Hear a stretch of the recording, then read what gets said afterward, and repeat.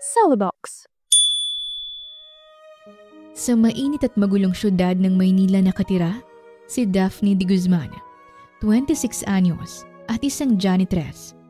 Isang dalagang kayod kalabaw, makatapos lamang ng pag-aaral ngunit sa kabila ng hirap, nanatili siyang masiyahin na tila ay may kakambal na kamalasan.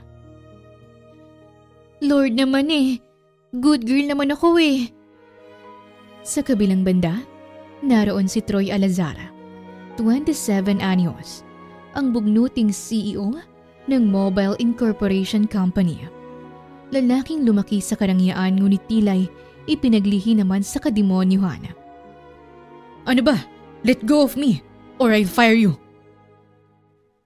Paano kung isang clumsy at ubod ng kulit na dalaga at ang bugnuting binatay magkakilala? Paano kung ang talong na hindi naman dapat tamaan ay mapuruhan? Magkakasundo pa ba sila? O patuloy lamang nilang pasasakitin ang ulo ng isa't isa? May pag-asa kayang mauwi sa matamis na pagmamahalan ang nasimulang pag-aalitan? O ilulugmok lang nilang sarili sa sakit ng nakaraan? Ating tunghayan ang isa na namang kwento ng pag-ibig na inihahandog sa inyo ng Tales of Siren.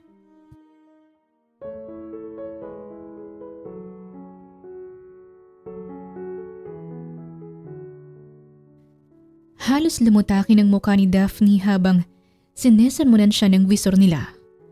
Ang katawan niya talagang namimilipit na. Kanina ko pang sinasabi sa iyo, Daphne, bago ka maglinis ng elevator, sa conference room muna at gagamitin yun mamaya. Mahirap bang intindihin yon, ha? Galit na sigaw nito sa kanya. Napapikit naman ng mariin si Daphne. Ang tagal namang manermo nito. Lalabas na talaga tong tubig sa katawan ko .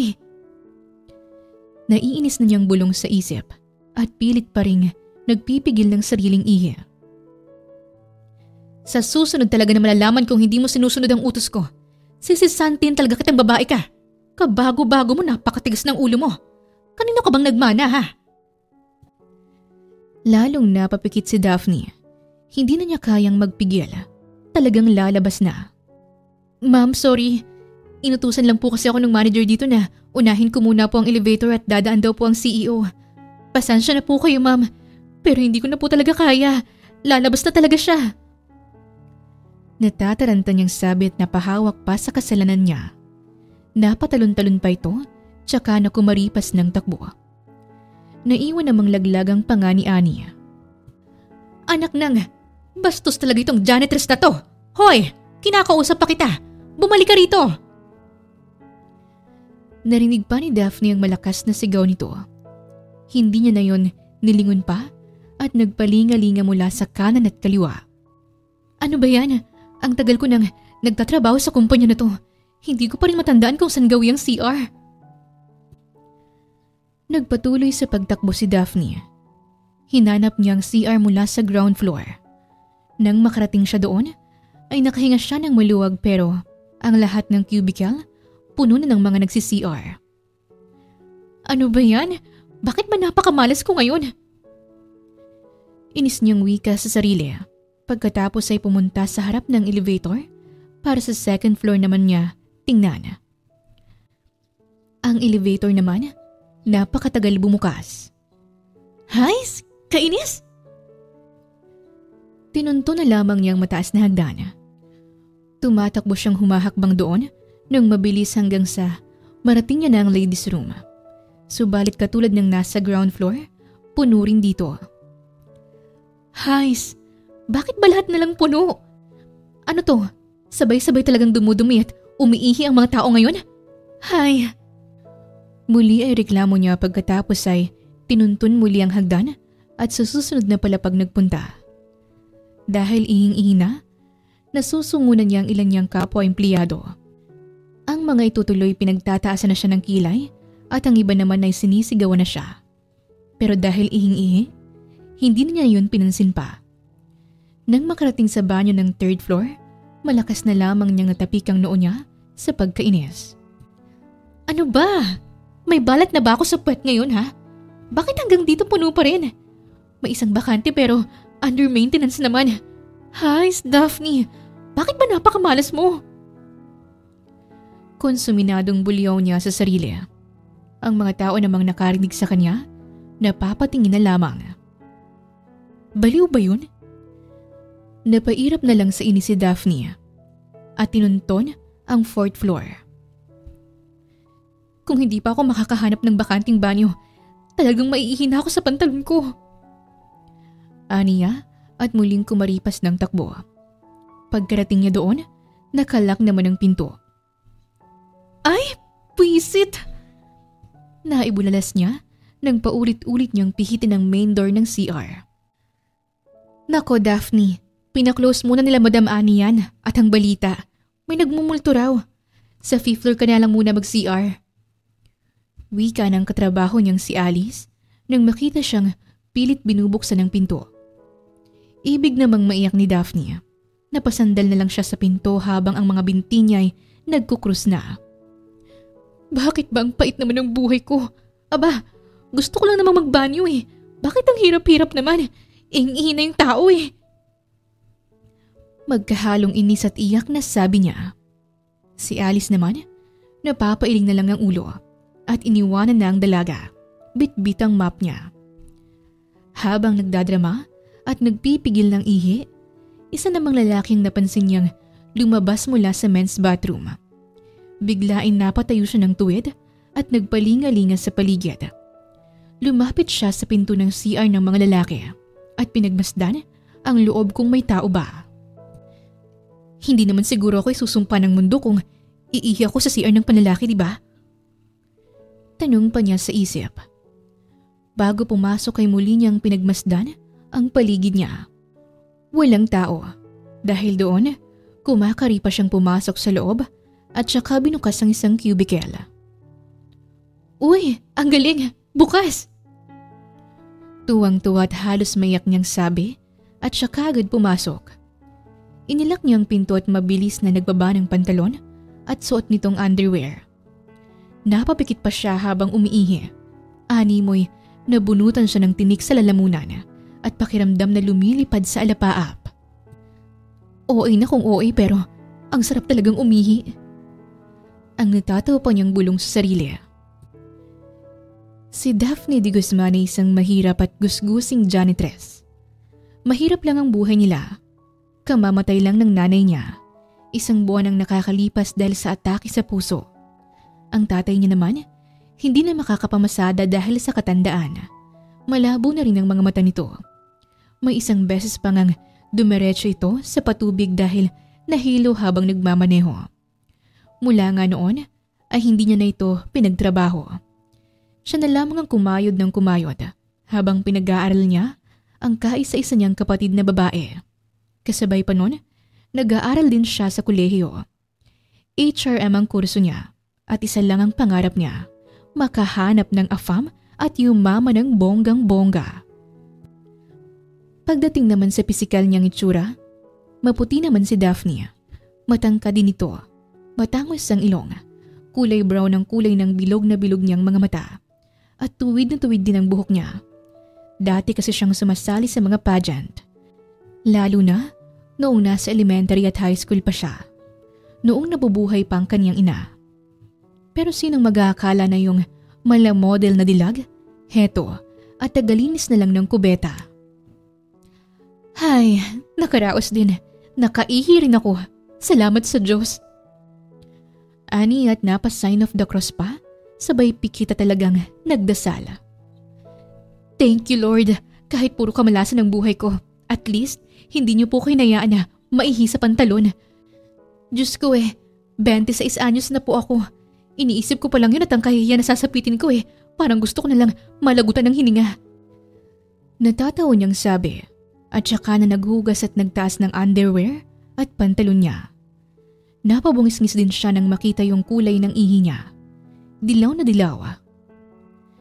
Sa tamad kong uminom, talagang UTI ang aabutin ko nito.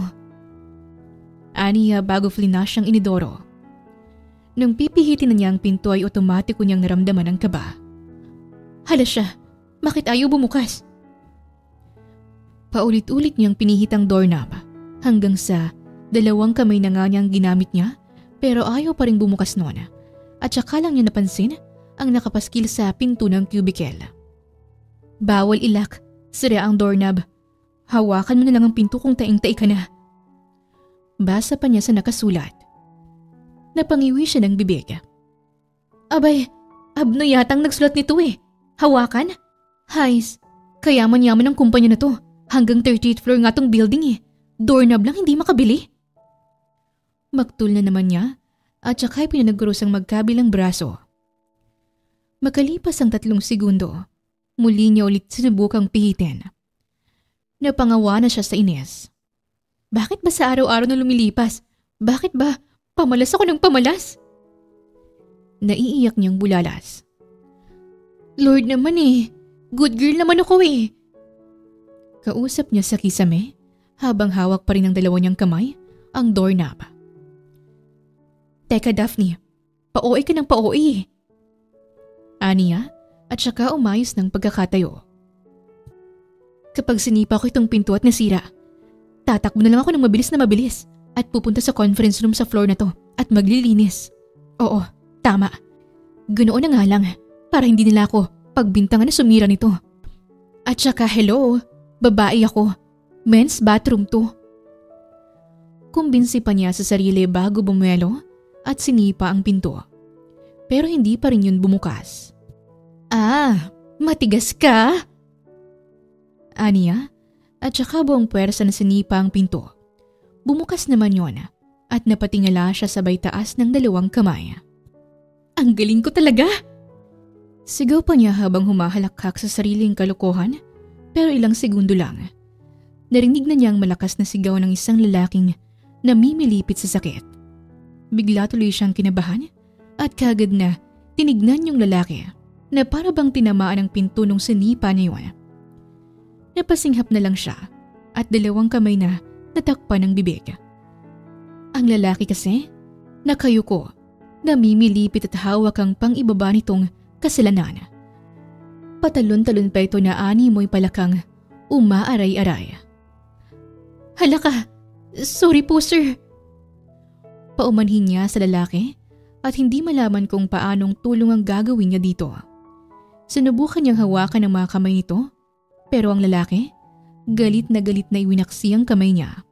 Pulang-pula at butil-butil ng pawis sa muka. Samantala'y halos lumuwa ang mga mata ni Daphne sa gulat. Ang panga niya ay kulang na lang malaglag na sa semento sa laki ng pagkakabuka. Sir Troy? Sigaw niya at saka OA na napatras mula sa lalaki. Paano ba naman kasi? Ang tinamaan lang naman ang pinto mula sa pagkakasipa niya ay ang boss lang naman nila, si Troy Alazar, ang CEO ng Mobile Incorporation Company na kinatitirikan ngayon ng mga paa niya. Ay sus Mariosep, Sir Troy! Sorry po! Ani at napaluhod pa para lang tulungan ng lalaki sa hindi niya malamang paraan.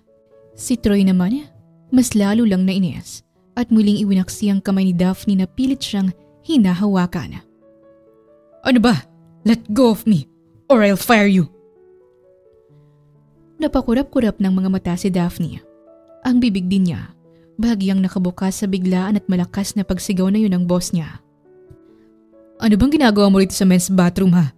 Hindi ba't babae ka? O transgender ka? O lalaki ka talaga na nagpapanggap na babae? Bading ka ba ha?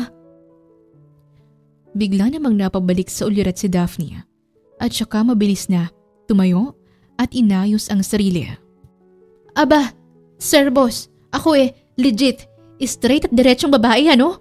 Ako sir ingi lang talaga at itong pantog ko sasabog na ho. Hindi na para pagdudahan yung pang katulad ko. Aba, look at me, maganda to.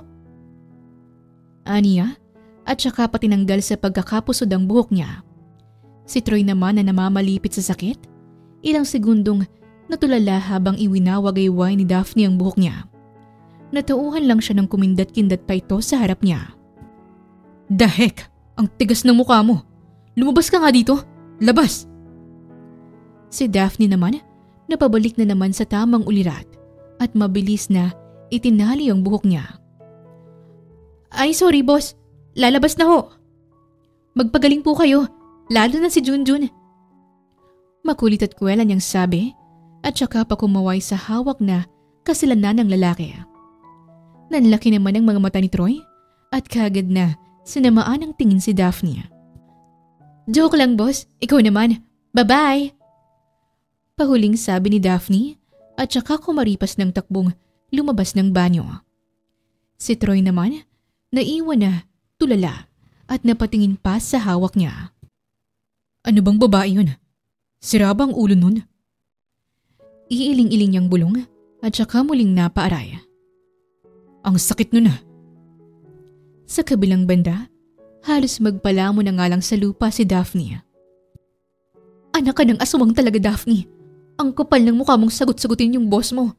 Tapos may patanggal-tanggal ka pa ng pusod. May pakindat-kindat ka pang nalalaman. Diyos ko, day! Saan ba nanggaling yung kawalang hiyaan mo, Daphne? Halos maiyak niyang bulala sa sarili. At saka pinagsasampal pa ng kaliwat kanan ng mukha niya. Ilang sandali pa, halos tumalon ang puso niya nang bumukas ang pinto ng conference room. Iniluwanan ng supervisor niyang si Annie. Pulang-pula at naghihimutok na sa galit sa kanya. Ano ba, Daphne? Hindi pa rin malinis tong conference room. Aba, 10 minuto na lang. Darating na ang CEO at ang board members. Napatuwid naman sa pagkakatayo si Daphne. Nang marinig niya ang salitang CEO, animoy kuryente itong dumaloy sa katawan niya. Diyos ko po, inay. Ayoko na siyang makita. Naibulalas niya at tila sinaniba ni Flash sa mabilis na pagkilos. Si Annie naman, napairap na lang ng mariin at saka galit na nag-walkout. Hindi naman yun pinansin ni Daphne at saka natatarantang naglinis. Ayoko na talaga siyang makita. Baka sumabog ang bulkan nun sa galit sa akin. Nagngangaw ang maktul niya. Mabilis na lumipas ang halos 1 linggo. Payapang naglinis ng pader sa hallway si Daphne habang kumakanta-kanta pa nang bigla na namang sumulpot ang visor niyang si Annie. Ahem! Ay palaka! Napaigtad sa gulat si Daphne. Nang makita niyang masama na naman ang timpla ng mukha ng visor niya, ay napalunok siya sabay tayo ng tuwid na tuwid. Yes, madam. Tanong niya rito. Hindi ko alam kung paano nagustuhan ni Don Filistino ang linis mo sa conference room ng isang araw. Gusto niya. Ikaw daw ulit ang maglinis nun. Bitter na sad ng babae.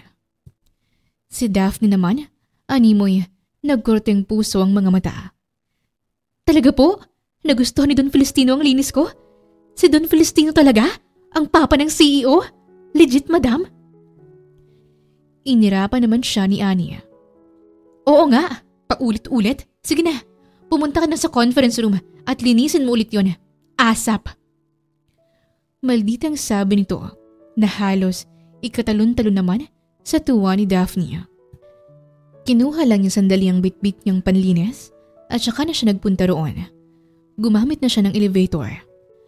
Nakangiti. Masayang masaya pero yung mga katrabaho niyang sa opisina naka-assign, nakangiwi sa kanya. Tila ayaw ng mga itong madikit sa balat niyang puro germs na. Gayunpaman, hindi niya yun pinansin. Nagpunta siya sa conference room at doon naglinis ng naglinis. Ang dami namang basura nito. Ang daming punit-punit na papel. May pinagbalatan pa ng cheesecake sa ilalim ng lamesa. Ganto ba talagang mga nagmi-meeting dito? Porket may naglilinis, okay lang na iwanan ng gantong silid? Tanong niya sa isip at ang basahang hawak, iniwan muna niya sa lamesang nasa harap. Nagpunta siya sa dulo at nagsumiksik sa ilalim ng lamesa. Isa-isa niyang pinutulang punit na papel at ilang pinagbalatan ng cheesecake at candy. Habang abala, ay napaigdad naman siya sa biglang pagbukas at pagsara ng pinto. Nauntog patuloy siya sa ilalim ng lamesa. Aray ko! Ang sakit nun na! Aniya at pintik pa ang ilalim ng lamesa. Nakbukulan yata ako. Nakanguso pa niyang dugtong bago nilingon mula sa ilalim ng lamesa kung sino ba yung pumasok. Nakakita siya ng isang makintab na sapatos mula sa harap. Kulay asul ang pantalon nito. Hala, nandito na yata yung board members. Aniya at nagmamadaling lumabas mula sa ilalim ng lamesa. at tinignan kung sino yung nasa harap. Ngunit mabilis na nanlaki ang kaniyang mga mata nang makita si Troy, ang boss niyang CEO. Hala siya! Mahina niyang naisigaw. Agad din naman siyang nagtago mula sa ilalim ng lamesa nang mapansin niyang napalingon ito sa kung saan at tila narinig siya. Ilang segundo pang lumipas, muli niya itong sinilip. Pulang-pula si Troy, tila galit na galit. Napa-sign of the cross tuloy siya dahil pakiramdam niya anumang oras ay bubugay ito ng apoy. Nakakatakot naman to. Ano kayang problema niya? Ilang sandali pa, may bigla na lang itong denial sa cellphone hanggang sa nagsalita. Hindi pa nga ako pwede ngayon. Ang kulit mo naman eh. May meeting pa ako with the board members. Please relax. Pupuntahan din kita mamaya. Nagulat naman si Daphne. Alam ko na. Siguro jowa niya yung kausap niya tapos nag-aaway sila. Nako, itong si Sir, hindi yata sumipot sa date nila. Magagalit din ako kung ako yun. Muli ay chismos ang bulong niya sa sarili at bahagya pang natawa. Muli niya itong sinilip. Fine. Ika-cancel ko tong meeting ko at pupuntahan kita. Okay na. Mas galit na nitong sabi. Nakagat tuloy ni Daphne ang labi niya. Naku po, LQ talaga sila. Maya-maya pa ibinaba na ni Troy ang telepono. Galit niya itong sinuksok sa bulsa niya at sumandal sa ibabaw ng lamesa. Kumapaka pa ito sa lamesa at sakto. Ang basahan ay pinampunas ni Daphne kanina sa pader, lamesa at mga upuan na sobrang dumi na, biglang kinuha ni Troy at ipinamunas sa muka. Nanlaki naman ang mga mata ni Daphne. Napasigaw siya at mabilis na tumayo, kaso nakalimutan niyang nasa ilalim nga pala siya ng lamesa, kaya't malakas siyang nauntog doon. Nagulat naman si Troy at mabilis ding napaigtad ng tayo. Sino yan? Magkasalubong ang kilay na tanong niya sa paligid. Present? Sagot na lamang ni Daphne at saka nagtaas ng kamay mula sa ilalim ng lamesa. Lalo namang kumunot ang noo ni Troy at nilapitan yon. Nang makita nga niyang may tao sa ilalim ng lamesa, binuhat niya ang lamesa at kagad na inalis sa ilalim ng babae. Nang titignan niya kung sino ito, nag-peace sign naman si Daphne. Hello, boss. Aniya sabay hima sa ulo. Ang sakit? Daing niya. Ikaw na naman? Ano na namang ginagawa mo rito? Galit na tanong ni Troy. Naglilinis po, sir. Sagot naman ni Daphne at saka tumayo. Inayos ang sarili at saka buong tapang kahit natatakot na hinarap si Troy. Ngunit nang makita niyang puro dumi na ang makinis at maputi nitong mukha ay napangiwi siya. Nagtaka naman si Troy. What? Dahan-dahan namang tinaas ni Daphne ang kamay niya at tinuro ang mukha nito. Magkasalubong pa rin ang kilay ni Troy na hinawakan ang mukha niya.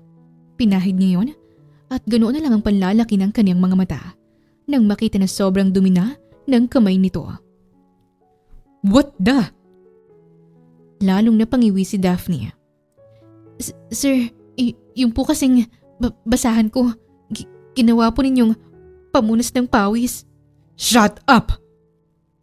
Napaigtad si Daphne sabay kagat ng ibabang labi. Dapat kasi hindi ka nalang nagsasalita eh. Ang daldal kasi ng bibig na yan.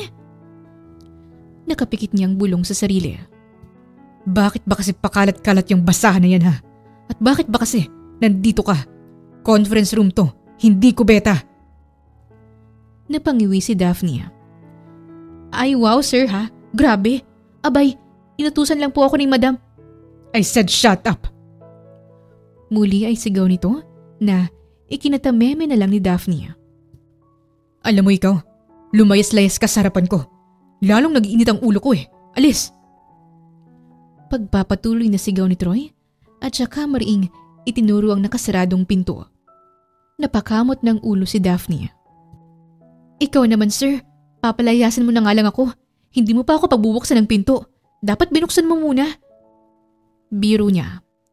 Lalo namang nagsalubong ang kilay ni Troy at saka masinamaan ang tingin ng dalaga. Ikaw naman sir, joke lang. Ani at kumaripas ang takbo na kinuha ang mapa at walis niya. Nang ibubukas na niya ang pinto, naalala niya yung basahan na hawak pa rin ngayon ni Troy. Napalingon tuloy siyang muli sa kinatatayuan ng lalaki. Si Troy naman, galit na itinaas ang isang kilay. Oh, bakit na naman?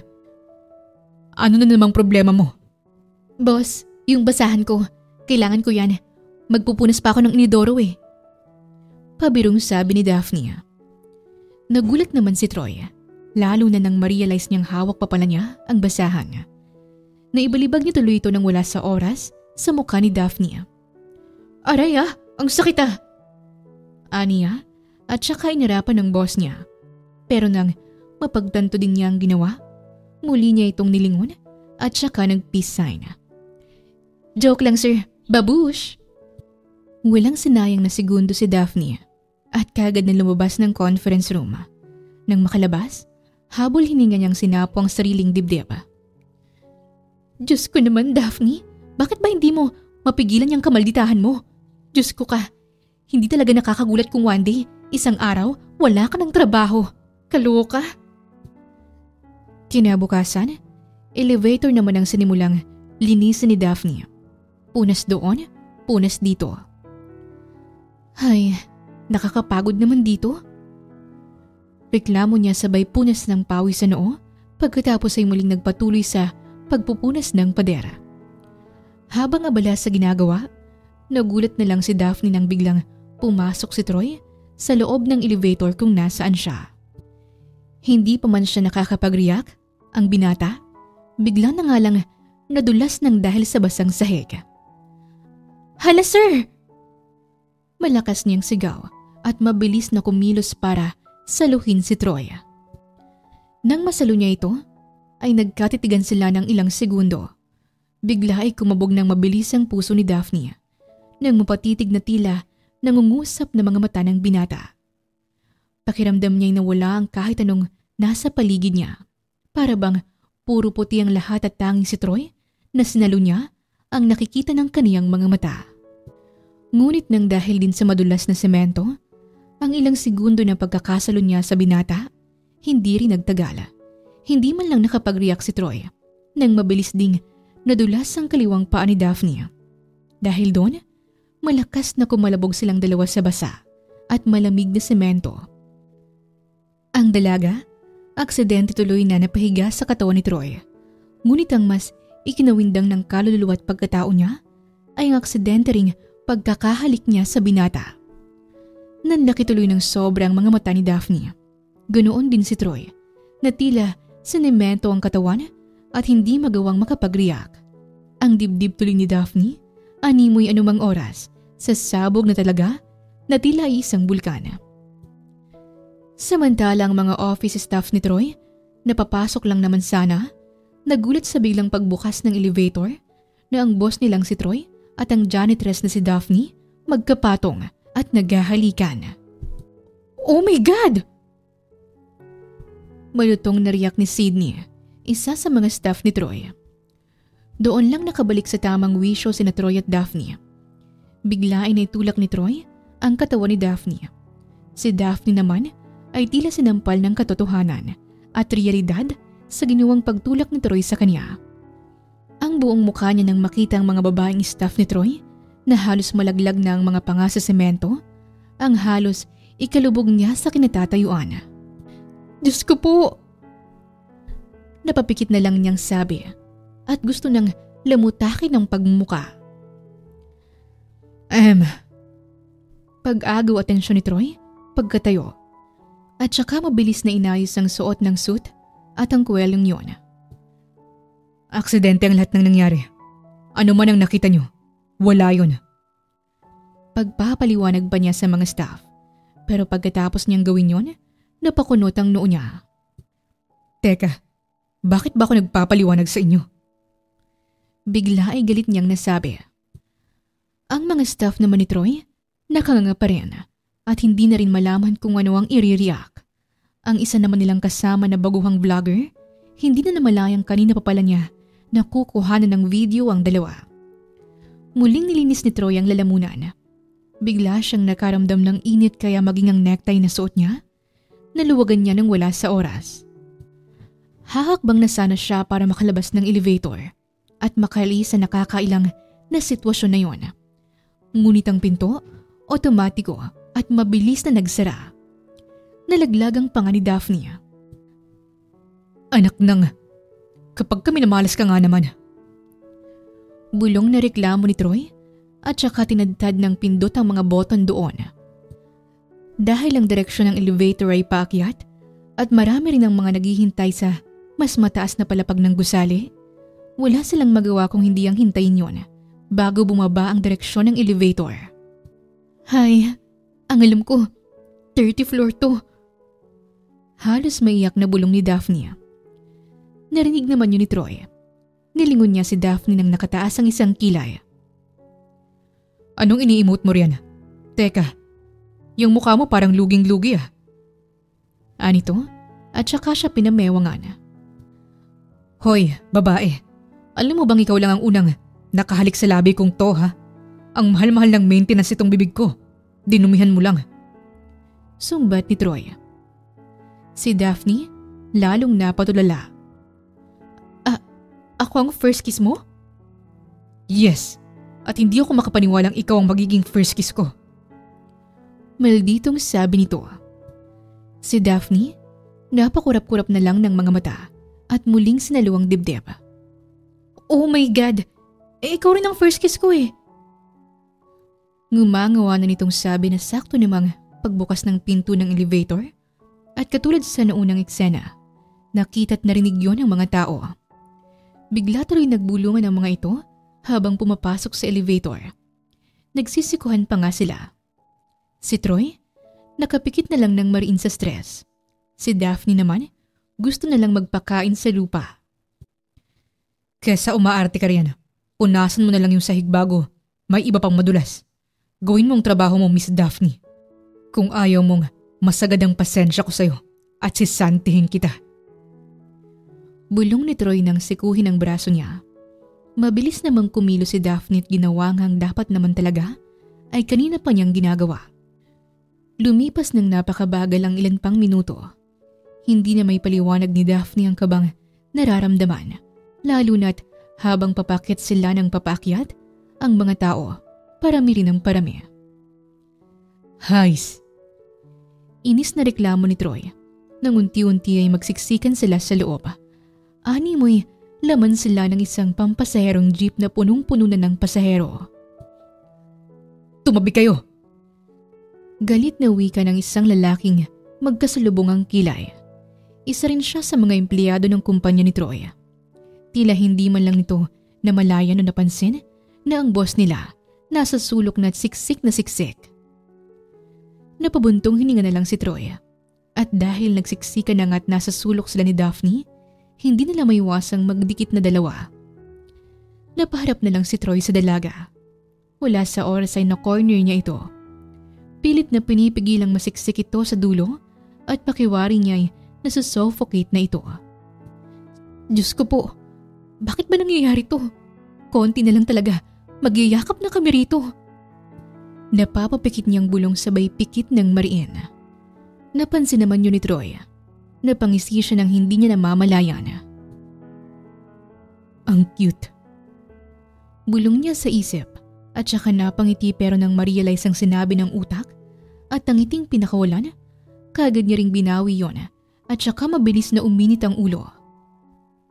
Hoy kayo, ano ba ha? San ba kayong floor bababa? Nagulat si Daphne sa bigla ang pagsigaw ni Troy. Nagulat na rin ang mga nasa unahan dahil hindi man lang nila namalayan na ang boss nila sinisiksik na pala sa likod. Ay hala, nandyan po pala kayo Sir Troy. Bati ng gulat na lalaking staff kanina na sumigaw. Oo, lakihan pa ninyo ang mga mata nyo. Sino bang dapat na maunang bumaba ng elevator na to ha? Ako ba o kayo? Ang sikip-sikip na oh. Napalunok ng malapot na laway si Daphne. Sus Mariosep, ano ba tong nangyayari na to, Fairy Godmother? Pwede niyo po ba akong kuhanin na lang Mamamatay na ako rito sa kahihiyan. Aniya sa isip. Dahil sa galit ni Troy, nang bumukas ang elevator ay isa-isang nagsialisa ng mga staff niya kahit hindi pa yun ang floor na pupuntahan nila. Napabuntong hininga tuloy si Troy at inalis ang pagkaka-corner sa nakayuko at pulang-pula na si Daphne. Napagpag din niya ang suot na coat at galit na naglakad palabas. Tandaan niyo, sa susunod na makasabay niyo ako sa elevator, huwag niyo akong sisiksikin. Maliwanag ba? Opo, sir. Opo, sir. Sabay-sabay na sagot ng mga empleyado niya. Si Troy naman ay padabog na kinuha ang telepono sa bulsa at saka may denial na numero. Sino ba kasi nagsabi sa inyo na dalawa lang ang gawin ng elevator ha? Bumalik kayo dito. Gumawa pa kayo ng 10. Sigaw niya sa kausap at saka barumbadong pinatay ang tawag. Pagkatapos nun, galit na itong umalis. Si Daphne, naiwang nakatulala. Ang mga staff naman, muling bumalik sa loob ng elevator bago pa ito tuluyang magsara at muli silang nagsiksikan. Ano ba yan? Late na ako sa meeting ko. Reklamo ng isang pamilyar na boses ng babae. Napakunot ang noo ni Daphne. Sino ba yun? Nagpalingalinga pa siya at nagawa pang tumingkayad para lang makita kung sino ang nagsalita. At gano'n na lang ang gulat at panlalaki ng mga mata niya nang makitang visor niyang si Anya. Napaikot tuloy patalikod si Daphne at ibig na lang ipukpok ang sarili sa ulo sa matigas na pader. Ano ba naman yan, Daphne? Baka nakita niyo yung mga nangyari. Goodbye basahan at indoro ko na talaga. Kinabukasan, ang palikuran ng mga babae ang maaga niyang pinuntahan. Katulad ng nakagawian, tuwing Lunes at Biyernes siya ang isa sa mga nakatokang maglinis na mga comfort room. Kaya sa araw na ito, hindi lang basahan at walis ang hawak niya, kundi tough at pang is-is na rin ang inodoro. Okay, laban na! Pampasiglang sabi niya sa sarili, bago inis-isang ng inis-is ang medyo naninilaw na bowl. Habang abala siya sa paglilinis sa isa sa mga cubicle, nagulat na lang siya nang marinig ang malakas na pag-uusap ng tila'y dalawang babae. Nabalitaan mo na ba yung chismis? Wika ni Stephanie, isa sa mga employee. Ang alin, yung viral video ni Sir Troy sa Facebook? Walang interes naman, nasagot ni Britney. Oo, grabe. Sobrang viral na nun, no? Wala akong pakialam. Makilala ko lang talaga kung sino yung malanding janitress na humalik sa lips ng Prince Charming ko. Talagang kakalbuhin ko siya. Galit na sambit ni Britney. Samantalay napakurap-kurap naman ng mga mata si Daphne. Sir Troy? Janitress? Viral? Teka, wait. Janitress din ako ah. At si Troy, oh my God! Mabilis niyang kinuha ang telepono sa bulsa. Buti na lang, nakalimutan kong ilagay ito sa locker ko at walang nakakita na nakapagpuslit ako ng phone. Bulong niya habang ini-unlock ang password ng cellphone niya. Nang matapos ay kagad niyang ini-open ang Facebook account niya. Ilang segundo lang yon na nag-loading at ang bumungad sa kanya ang pinagkakaguluhan na viral video. Diyos ko po! Naibulalas na lamang niya sabay sapo ng kaniyang noo. Tinapos niya ang buong video. Halos lamutakin na niya ang sarili nang mapanood kung paano naglapat ang mga labi nila ni Troy. Unti-unti, hindi na niya namamalayan ang paglapad ng kaniyang mga labi. Shit! Naalala ko na naman yun. Ano ba yan? Haba naman ang hair mo, Daphne. Ani niya sa sarili at saka halos tumirik ang mga mata sa kilig. Bigla rin tuloy sumagi sa isip niya kung paano siya binakuran ni Troy sa loob ng elevator. Wag lang mapipit sa sulok. Bakit ba kinikilig na naman ako? Mahinang tili niya sabay sampal sa sariling muka. Habang animoy bulating inasinan, bigla namang may kumatok sa pinto ng cubicle na kinaroroonan niya. Napabalikwas tuloy siya at nagmamadaling itinago ang cellphone sa bulsa. May tao ba riyan? Wika ng boses na hindi naman pamilyar sa kanya. Opo, Naglilinis lang po ako ng bowl. Barado po kasi ito kaya medyo matatagalan po ako. Palusot niya na kahit ang totoo, hindi naman talaga barado. Okay sige, salamat. Narinig niyang sagot ng babae mula sa labas. Napabuga ng hangin si Daphne at muling inalala ang halik na yon at kung paano siya binakuran ni Troy. Ano ba naman yan? Kilig na kilig? Bulong pa niya sa sarili at abot niya ang ngiti ng ipagpatuloy ang paglilinis ng inodoro. Pero teka, viral eh. Naku, patay. Bigla ay naibulalas niya. Kapag nalaman nilang ako yung babae, malamang talaga sa malamang, talagang susugurin ako ng mga chika babes nun. Tapos chismis talaga to. Naku, headline, janitress ninalikan ng CEO sa elevator. Naku po inay, kahihiyan. Sambit niya at napatakip na lang muli sa noo. Pagkatapos niyang linisin ang mga CR sa ground floor, nagtungo naman siya sa second floor. Kagaya ng inaasahan, maraming nakabuntot sa kanya ng tingin. Meron pang sumugod sa kanya ng maliit at binato ng itlog sa ulo. Napabuntong hininga na lang siya. Gusto pa sana niyang ipagtanggol ang sarili pero madadagdagan lang ang issue. Nagpunta na lang siya sa loob ng banyo at doon nilinis ang sarili. Maya-maya may lumapit sa kanya. Kapwa niya janitress. Daphne, okay ka lang ba? Eto tissue oh. Uy, ikaw pala Daisy. Salamat ha. Ano ka ba naman? Bakit hindi ka man lang lumaban? Tanong nito at saka na siya tinulungan na linisin ang buhok niya. Para saan pa? Mas lalo lang lalaki yung issue. At saka, mas panalo pa rin ako sa kanya no? Kumunot naman ang noo ni Daisy. Day, ako yung nahalikan. Binakuran pa ako nun sa elevator para hindi mapitpit sa likod. Siya, hanggang imagination lang. Diba? Mas lamang tayo doon. Tumatawa pa niyang biro. Natawa na lang din tuloy si Daisy. Sa kalagitnaan ng pag-uusap at pagbibiroan nila, isa namang nakakayanig na boses ang sumiklab sa likod nila. So, proud ka pa? Nanigas sa kinitatayuan si Daphne bago nilingon ang nasa likod niya. Ma'am Annie? Ikaw Daphne, kabago-bago mo. Kung ano nung pinaggagawa mong kalanturan dito sa building at sa mismong CEO pa talaga? Hindi ka ba nahihiya o natatakot man lang na mawalan ng trabaho? Napayuko si Daphne sabay nguso. Natatakot din po.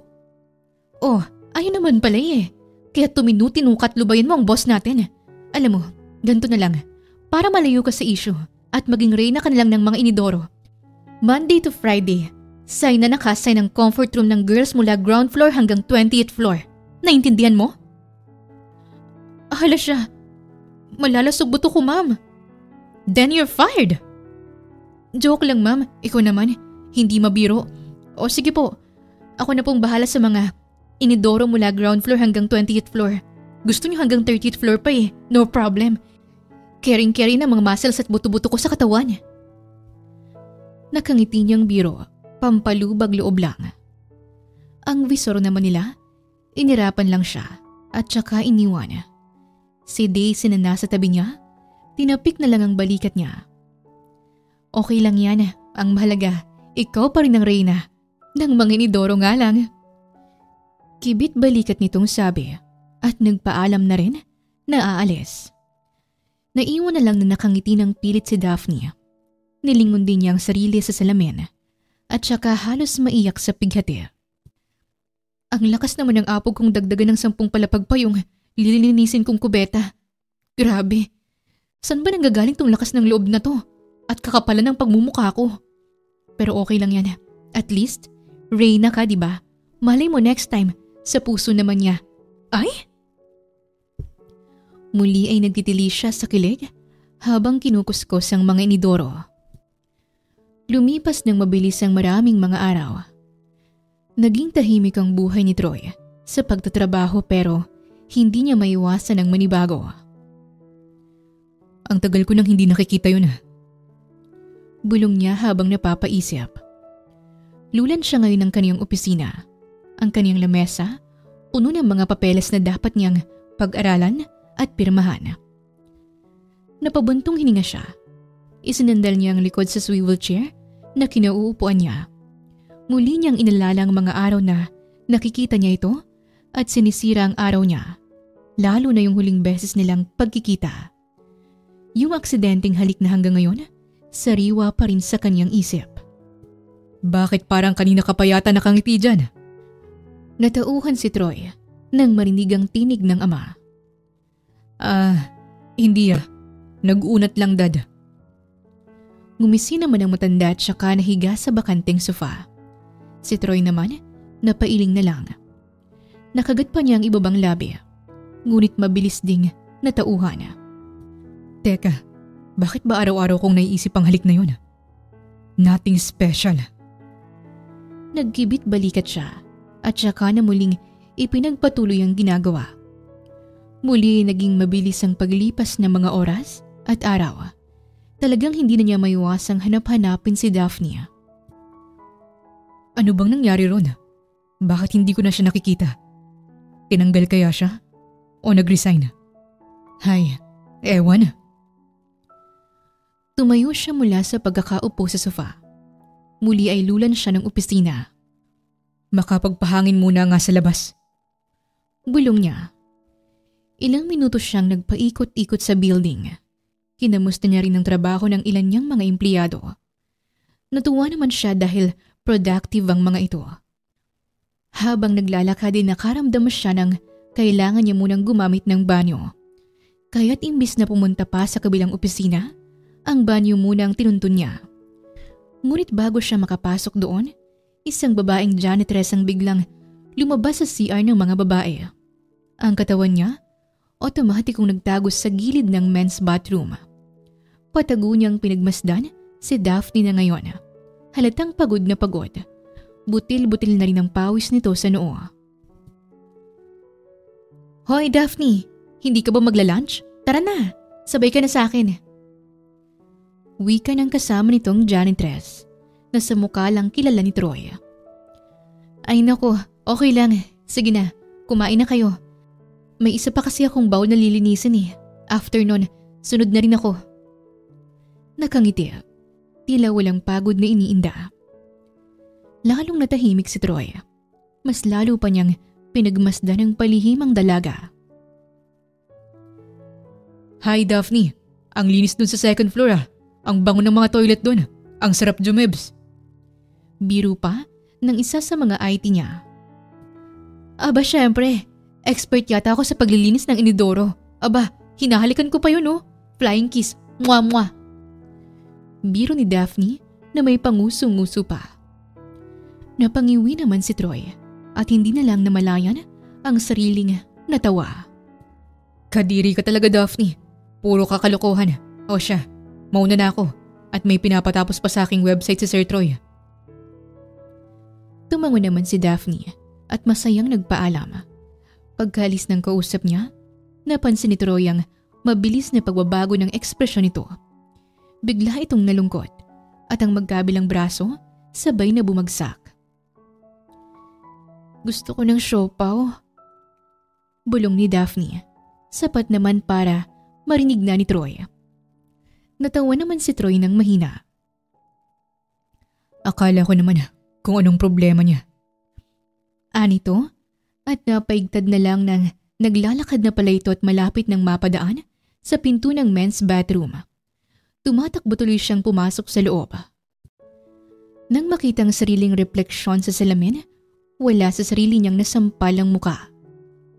Ano bang ginagawa mo Troy? Bakit ba puro ang babae yun ang naiisip mo? At nag-aalaspay ka pa ngayon ha? Wow, ano bang nangyayari sa'yo? Napabuntong hininga na lang si Troy. Maya-maya'y naramdaman na naman niya ang pantog niya. Ay, iihi nga pala ako. Bulong niya at saka agad na pumasok sa cubicle. Magmula ng araw na yon, tila naging human CCTV na si Troy. Palagi siyang curious kung nasaan si Daphne at kung anong ginagawa nito. Sa bawat araw na lumilipas, mas nakilala niya ito bilang masipag mapagkumbaba, palabiro at magaling makisamang dalaga. Isang araw, nagulat na lang siya nang maabutang may katawanan si Daphne na isang lalaki. Janitor din ito, katulad niya. Pero pakiwari niya ay bago pa ito dahil ngayon niya lang kasi ito nakilala. Dahil break time na, nagpasya sa na Daphne at Jess, ang bago nitong katrabaho na kumain muna sa kantin. Si Troy naman, sumunod din sa cafeteria. Sa buong buhay niya, ngayon lang siya kakain sa kantin ng kanilang kumpanya. Kung hindi pa dahil kay Daphne, hindi niya pa ito gagawin. Ang mga empleyado tuloy niya, hindi maiwasang magulat. Nagbubulungan pa ang iba kung anong naisipan ito at biglang kakain sa kantin. Samantala'y hindi naman napansin ni Daphne si Troy na nakamasid sa kanila mula sa likuran. Panay ang tawanan nila ni Jess. Ito namang si Troy, halos lamutakin ang hawak niyang kutsara at tinidor. Ni hindi na nga niya malasahan ang pagkain kinakain niya dahil sa inis. Ano ka ba, Jess? Grabe ah. Hindi kaya. Mabait ako, no? Napanguso si Troy sa narinig. Bukod sa tawa na nga ng tawa si Daphne, ay may pahampas-hampas pa ito sa braso ni Jess. Ikaw ang hampasin ko eh. May pagkasadistang bulong ni Troy. Mukha ka naman kasing masungit minsan. Nakita nga kita kahapon. Magkasalubong ang kilay mo eh. Tumawa ng malakas si Daphne. Ang tawa niyang yon ang nagpairita lalo sa tenga ni Troy. Nangatituloy yon ang wala sa oras. Hindi mo pa kasi ako kilala, pero kapag nakilala mo ako, naku, baka ma-in love ka pa. Nasamid ng wala sa oras si Troy. Ang laman ng bibig niya ay halos magsilbing ulan sa lamesa niya. Napainom tuloy siya ng napakaraming tubig. Ang atensyon naman ni Jess at Daphne ay nakuha niya. Oh, Sir Troy, nandyan po pala kayo. Bati pa ni Daphne sa kanya, sabay kaway ng kamay. Nakangiti pa ito ng pagkalapad-lapad. Napairap ng mga mata si Troy. Kumuha ng tissue at pinunasan ng labi niya. Nag-iwan siya ng 1,000 sa table niya at saka na tumayo at umalis nang hindi sinasagot si Daphne. Napatameme tuloy si Daphne. Naibaba na lang niya ang kamay na kumakaway kay Troy. Aray ko po, napahiya ako ron ah. Bulong ni Daphne sa sarili, sabay kamot sa ulo. Si Jess naman, hindi na pinansin pa ang boss nila. Nagpatuloy ito sa pagtatanong, pagbibiro at pagbanat kay Daphne. Ito namang si Daphne, libang na libang. Sa kabilang banda, halos sumabog sa inis si Troy. Nagpunta siya sa office niya at nakasimaktol na umupo sa swivel chair niya. Bakit ba kasi nagpunta pa ako ron? Bakit ba kasi sinusundan ko pa sila? Pisit. Singhal niya at galit na ipinatong ang 2 paa sa kanyang lamesa. Maya-maya pa'y kumatok si Annie, isa sa mga supervisor na hawak niya. Nang papasukin niya ito, masamang balita kagad ang sinabi nito. Sir, pinapasabi lang po ng kamiting niyo sana ngayon. Investor po yata siya. Nakasalubong ko po siya sa hallway kanina at nagmamadali. Ang sabi niya, hindi niya daw po kayo makontak. Hindi daw po siya matutuloy sa meeting niyo kasi ang anak daw po niya napaaway sa school. Nahampas ni Troy ng sobrang lakas ang lamesa. Buisit. Yun na nga lang ang potential investor natin para sa buwan na to. Kanselado pa. Po? Baka po pwedeng i-reschedule na lang po ang meeting niyo. Suwestyon ni Annie. Imposible. Kilala ko si Mr. Cruz. Alibay niya lang yan. Siguradong hindi niya itutuloy ang investment. At saka wala namang anak na nag-aaral yan. Lahat ng anak niya may asawa na. Naitikom na lang ni Annie ang bibig niya. Si Troy naman, lalong na-stress. Pero sa halip nang mas isipin niya yung investor na nawala sa kanya, si Daphne at si Jess pa rin ang tumatakbo sa isip niya. Naaalala niya na naman kung gaano kasweet ang mga ito sa isa't isa. That's bullshit. Napaigtad naman sa gulat si Annie. Dahil kabado na, nagpaalam na itong lalabas ng office niya. nang bigla'y may naisip si Troy. Sino ba yung Jess na parang bagong janitor natin? Nagulat naman si Annie at bumalik sa harap ng lamesa ni Troy. Po? Bago nga po sir. Nag-apply po siya last week. Marami po siyang experience sa pagja-janitor, kaya agad pong tinanggap ng HR. Kailan pa siya nagsimulang na pumasok dito? Last week pa po sir. Kumunot naman ang noo ni Troy. Last week? Pero bakit kanina ko lang siya nakita? Bulong niya. Actually nga po, sila po ni Daphne ang nakasign sa mga CR. Madalas po ay sabay silang matapos sa paglilinis per floor. Kaya sabay rin po silang umaakyat para sa next floor. Kaya mapapansin po ninyo, palaging malinis ang mga CR natin mula ground floor. Todo po ring sabi ni Annie. Sa isip niya ay kahit sa ganito man lang, makabawi si Daphne sa mga ginawang kalokohan nito sa boss nila. I don't care. Call that girl Daphne. I-assign mo siya as my personal janitress. Here in my office. Now. Muli ay napaigtad sa gulat si Anya. Po? Naguguluhan pa niyang tanong. I said now! Galit at nanilisik ng mga matang sigaw nito sa kanya. Si Annie tuloy ay halos mapatulo na sa gulat at saka umuo na lang kay Troy pagkatapos ay nagmamadaling lumabas ng office nito. Sa kabilang banda ay naikuyom ni Troy ang kamao niya. Let her be my personal janitress or I'll fire both of you. Nagulat naman si Daphne sa sinabi ng kaniyang Madam Annie. Wala na siyang nagawa. Ang iniisip na lang niya, araw-araw na niyang makakasama yung lalaking kumuha ng first kiss niya. Imbis tuloy ma-frustrate dahil sa mismong opisina na ng CEO siya maglilinis, kinikilig pa siya. Pakanta-kanta tuloy siyang naglakad papunta sa office ni Troy. Dala niya ang walis, basahan at map, pati na rin yung kaniyang pampagpag. Nang makarating siya sa office nito, masaya siyang kumatok. Ilang segundo lang ay bumukas na rin yon at bumungad sa kanya ang magkasalubong na kilay ni Troy. Hello Sir Sungit! Bati niya rito. Anong sinabi mo? Salubong pa rin ang kilay na tanong nito. Ang aga-aga nakasimangot na naman kayo eh. Magkasalubong na naman yung kilay niyo sir. Dapat dyan tuwid lang para happy.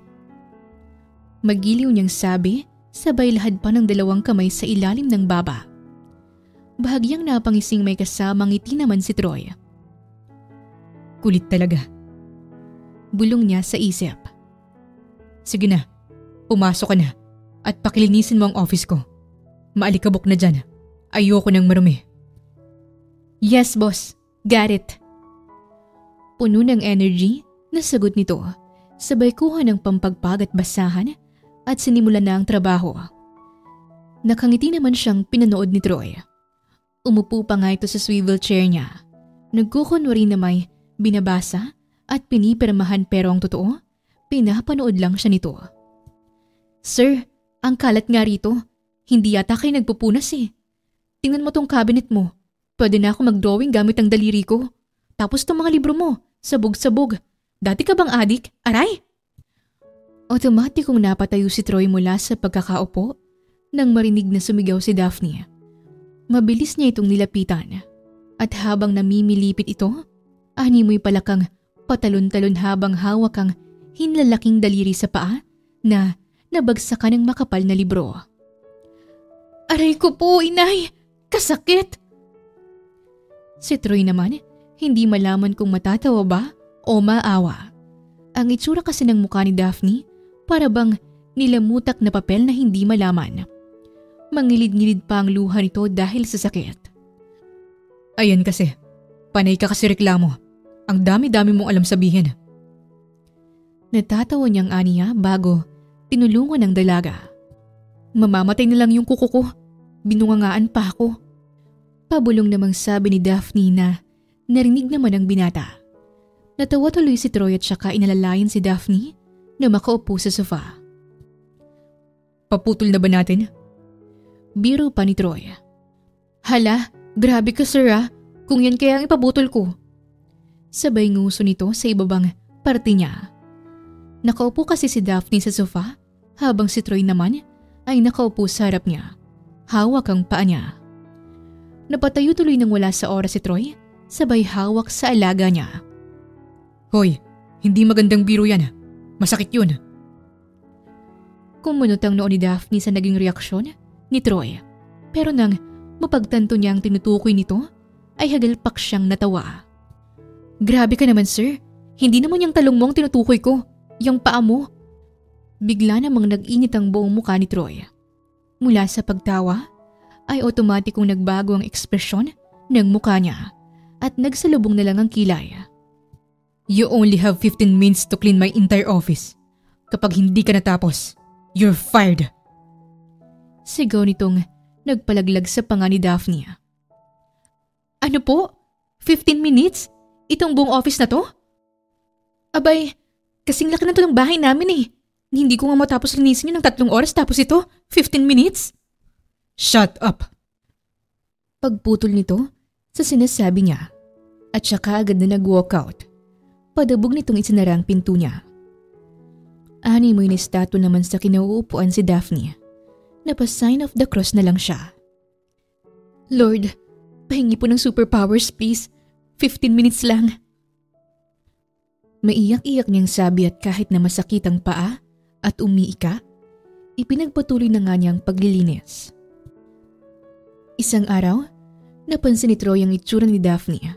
Matamlay ito, mabigat ang katawan at tila'y may dinaramdam. Pero sa tuwing kakausapin niya ito, biglang nagbabago ang reaksyon ng mukha ng dalaga. Bumabalik ito sa normal na makulit at masiyahin. Pilit na hindi na lang yon pinansin ni Troy kahit nadidistract siya. Makalipas ang ilang minuto, nagulat na lang si Troy sa narinig na kumalabog sa loob ng kwarto ng kaniyang opisina. Nagmamadali siyang nagtungo doon. Pagbukas niya ng pinto, ay namumutlang lumingon sa kaniya si Daphne. Napatingin din siya sa nabasag na trophy sa paanan nito. Sorry po sir, hindi ko po sinasadya. Ano ka ba naman Daphne? Bakit hindi ka man lang nag-iingat? Yan lang ang kaisa-isang trophy ko nung elementary ako dahil sa fun run, tapos binasag mo pa. Nangilid naman ang mga luha ni Daphne. Sorry po ulit sir. Ngunit hindi na naipagpatuloy pa ni Daphne ang sinasabi nang mas maramdam niyang pagkahilo. Nagdilim din ang paningin niya at maya-maya'y tila naubusan ng lakas na bumagsak sa semento. Daphne! Sigaw ni Troy nang mabilis na bumagsak ang katawan ng dalaga sa malamig na semento. Paulit-ulit niyang tinapik ang pisngi nito. Pero ang dalaga, wala na talagang malay. Nakaramdam siya ng kaba at kagad itong inihiga sa kama. Tumawag din ng medic para ipatingin si Daphne. Nireview niya ang CCTV sa kung ano ba talaga ang nangyari. At ayon sa napanood niya, aksidente lang talagang bumagsak ang trophy at tumama yun sa ulo ni Daphne. Pagdating ng doktor, ay nalaman nilang dumudugo pa lang ang ulo ni Daphne. May kabigatan din kasi yung trophy. Nang magising si Daphne, may benda na ang ulo niya. Hala, bakit nakomatos na yata tong ulo ko? Natawa si Troy. Ay, nandyan po pala kayo sir. Naku, wait lang. Bakit ba kasi ako nakahiga dito? Maglilinis pa ako. Natigilan sa sunod-sunod na pagsasalita si Daphne nang makita sa side table ng kamang trophy na nabasag niya. Dahan-dahan niyang nilingon si Troy at saka yumuko. Pasensya na kayo sir. Hindi ko po sinasadya. Kung gusto po ninyo, babayaran ko na lang o ikaltas nyo na lang po sa sinasahod ko. Hindi pinansin ni Troy ang sinabi niya. Bakas sa mukha ng dalagang labis na puyat at tila maging gutom. Nakita ko sa CCTV bago ka maaksidente. Nakadukmo ka sa kama. Puyat ka ba? Naiangat ni Daphne ang ulo niya at napatingin sa binata. Mabilis niya ring nabawi yon at muling naiyuko ang ulo. Opo sir, pasensya na po. Hindi ko na uulitin. Pwede ko bang malaman kung bakit? Napalunok si Daphne. Muli niyang sinipat ng tingin ang amo. Working student po kasi ako, sir. Kumukuha po ako ng course na HRM. Ako rin po kasi ang nagpapaaral sa bunso kong kapatid. Si Papa, hindi naman na kayang magmasada dahil nirarayuman na. Si Mama naman, kamamatay lang din 2 months ago. Nagulat si Troy. Animoy, sentimento siya sa kinatatayuan. Condolence, Daphne. Ngumiti naman si Daphne. Sige po, sir. Lilinisin ko na yung kinalat ko. Itong trophy nyo, babayaran ko na lang po gamit ang sahod ko. Since working student ka pala at napakabigat ng trabaho mo bilang janitress, be my personal assistant instead na janitress. Kapag naging PA kita, mas mataas ang sahod, mas hindi nakakapagod. Kapag wala naman akong iuutos sa'yo, you can use your free time para mag-aral. Yun kung papayag ka. Natulala si Daphne. Ilang segundong prinoseso ng isip niya ang sinabi ng binata hanggang sa tila na-stuck na ang panga niya at hindi niya na naisara pa. Daphne! Daphne! Tawag sa kanya ni Troy hanggang sa umitik na siya ng daliri sa harap ng mukha nito. Doon lang bumalik sa tamang wisyo ang dalaga. Are you okay? Napailing si Daphne. Kumunot naman ang noo ni Troy. Bakit? Ayaw mo ba ng offer ko? Hindi, sir. Gustong gusto ko po, sir. Magiging isang utusan ako ng CEO. Wow! Aniya sabay hagalpak ng tawa. Nahawa na rin ng pagkakatawa si Troy at hindi na malaya na napapalakas na yon. Napansin naman yun ni Daphne. Nakahawak pa nga ito sa tiyan nito. Bigla siyang napangiti. Salamat po, Sir Troy. Kinabukasan ay nagsimula na rin siya bilang personal assistant. Nagulat din ang mga kapwa niya empleyado sa bigla-biglay pagbabago ng posisyon niya sa trabaho. Madalas, kinaiingitan siya dahil ang CEO lang naman ang oras-oras na kasama niya. Sir, within 30 minutes, may meeting na po kayo with Mrs. Hernandez. Ipinaredy ko na rin po yung conference room. Wika ni Daphne sa kaharap na amo habang tinitignan ng tablet na ibinigay nito sa kanya. Pang-ayos ng schedule niya. Okay, sige. Please prepare my suit. Itimpla mo rin ako ng kape. Anito nang hindi siya tinitignan. Ginawa naman yun ni Daphne at nang matikman ni Troy ang tinimpla nito, napangiti siya. Masarap. Aniya sa isip. Lumipas ng mabilis ang mga araw, napansin ni Troy ang pagiging determinado ni Daphne sa pagtatrabaho. Kung noon ay palagi siyang pumapalpak, ngayon naman ay mas nagiging maingat na siya sa kanyang mga ginagawa. Hindi na siya katulad ng dati na napaka-clumsy. Konting gibot, maraming mali. Isa pa, napansin ni Troy sa dalagay ang pagkukusa nito kahit na hindi pa niya pinag-uutos. Halimbawa na lamang ay ang pagtitimpla nito ng kape sa tuwing napapansin na stress na siya sa pagtatrabaho. Ito rin ang madalas na naghahanda ng hapagkainan sa kanyang opisina. Kapag oras na ay siguradong gagawa na siya nito ng merienda, magugulat na lang siya, meron na itong iniaabot sa kanya. Kapag din inutusan niya ito, kahit na marami pang ginagawa sa kanyang lamesa, agad-agad itong sumusunod. Walang reklamo, walang pagsimangot, at puno lang ng good vibes sa lahat ng oras. Isang araw, Sir Troy, abay anong oras na? Wala pa po ba kayong balak na kumain? Baka tumirik ng mga mata niyo dyan sa gutom. Wika ni Daphne habang abala si Troy sa pagbubusisi ng mga papeles na dinala sa kanya ni Annie kanina. Okay lang ako, Daphne. Mauna ka nang kumain dyan. Sagot niya na kinasimangot naman ni Daphne. Okay lang ako, sir. Hihintay na po kita at makasabihin ng mga tao rito. Nauna pa akong kumain kasi sa boss ko. May pagdaramdam sa tono ng boses ni Daphne na sagot sa binata. Napatingin naman sa kanya si Troy. Hay, o sige na nga. Kumain na tayo. Nakakahiya naman dito sa PA ko. Akala mong asawa ko kung magtampo. Bigla ay natigilan naman si Daphne. Bigla siyang pinamulahan ng magkabilang pisngi. Hindi kaya. Depensa niya. Sus, kunwari ka pa. Anito at ginulo pa ang buhok ng dalaga. Ano bang pagkain natin? Dugtong niya. Nagluto lang po ako ng corned beef sa kusina niyo.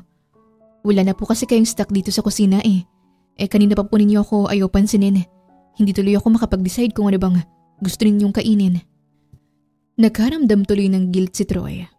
Gayunpaman, umupo na lamang siya sa harap ng lamesa. Pinagsandok naman siya ni Daphne ng kanin. Kumuha siya ng konting ulam at tinikman yun. Maya-maya'y napabilib siya sa lamesa. Ang sarap ah. Ikaw talagang nagluto nito?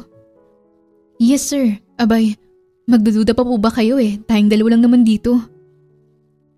Bahagyang natawa si Troy at pinagpatuloy ang pagkain. Kinagabihan, naisipan ni Troy na ayain si Daphne na kumain sa labas bago umuwi. Si Daphne naman ay gulat na gulat. Po? Tayo? Kakain? As in, ikaw at ako? Teka lang naman sir, date yata ang gusto mo Wait. Hala sir, baka may gusto ka na sa akin Crush mo na ako? Natawa naman ang hagalpak si Troy. Ano bang sinasabi mo? Crush agad? Hindi ba pwedeng nagugutom lang ako at wala akong kasamang kumain? Na gusto ko lang namang bumawi kasi ipinagluto mo ako ng corned beef. Nalaglag naman ng literal ang panga ni Daphne. Ay, ganun ba yun sir? Sorry naman, na-excite lang ako. Akala ko kasi inaaya mo na ako ng date Muling natawa ng malakas si Troy. Pagkatapos ay ginulo ang buhok ni Daphne. Ikaw talaga, kung ano-anong iniisip mo Napakamot na lang sa ulo si Daphne. Ang mga paglabas-labas nilang yon ay nasundan pa ng nasundan. Palagi tuloy binibiro ni Daphne si Troy kung may gusto ba ito sa kanya. Grabe din kasi kung mag-react ito sa tuwing napapahamak siya. Dinaig pa nito ang kaniyang ama. Lumipas pa ang 5 buwan. Mas lalong nakilala ni Troy at Daphne ang isa't isa. Nalaman na din ni Daphne na nag-iisang anak lang pala ang binata. Kaya wala pala itong choice kung hindi ang manahin ng responsibilidad ng pagpapatakbo sa kanilang kumpanya. Bukod pa ron, ay nakilala na rin ng ama't kapatid ni Daphne ang binata. Inaasar pa nga siya ng mga ito kung sila na ba o kung nanliligaw na ba sa kaniyang binata. Si Troy tuloy, lumalabas ang kahihiyan sa katawan. Nako tito, hindi po. Wala po kong gusto rito sa anak nyo. Napaka-clumsy nga po niyan Maya't maya pumapalpak.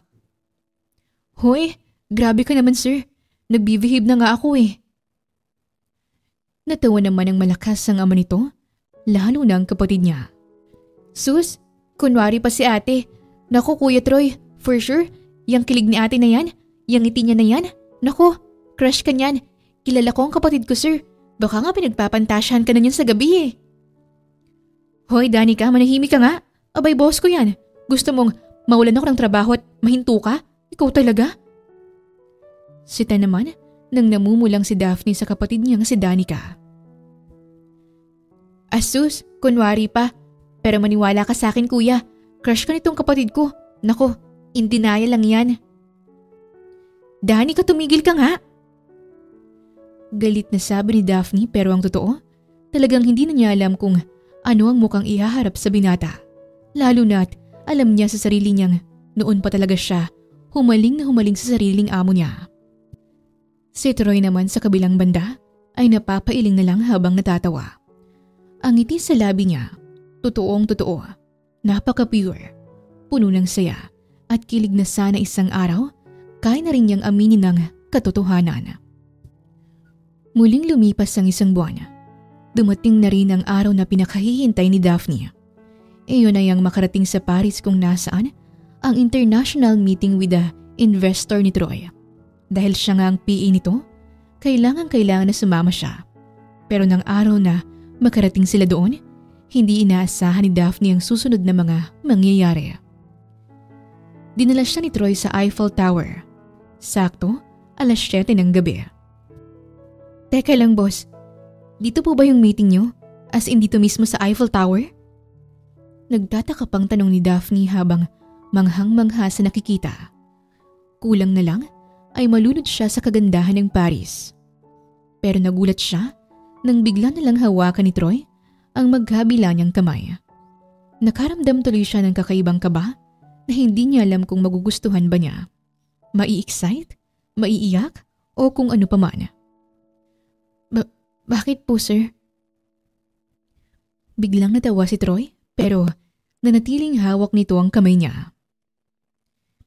Hindi ko alam kung nilagyan mo ba ng gayuma yung corned beef na iniluto mo noon sa office ko. Bigla ko na lang naramdaman to. Ha? I don't know kung anong dapat sabihin. Ni minsan sa buong buhay ko, hindi pa ako nanligaw ng babae. Kahit ang umamin.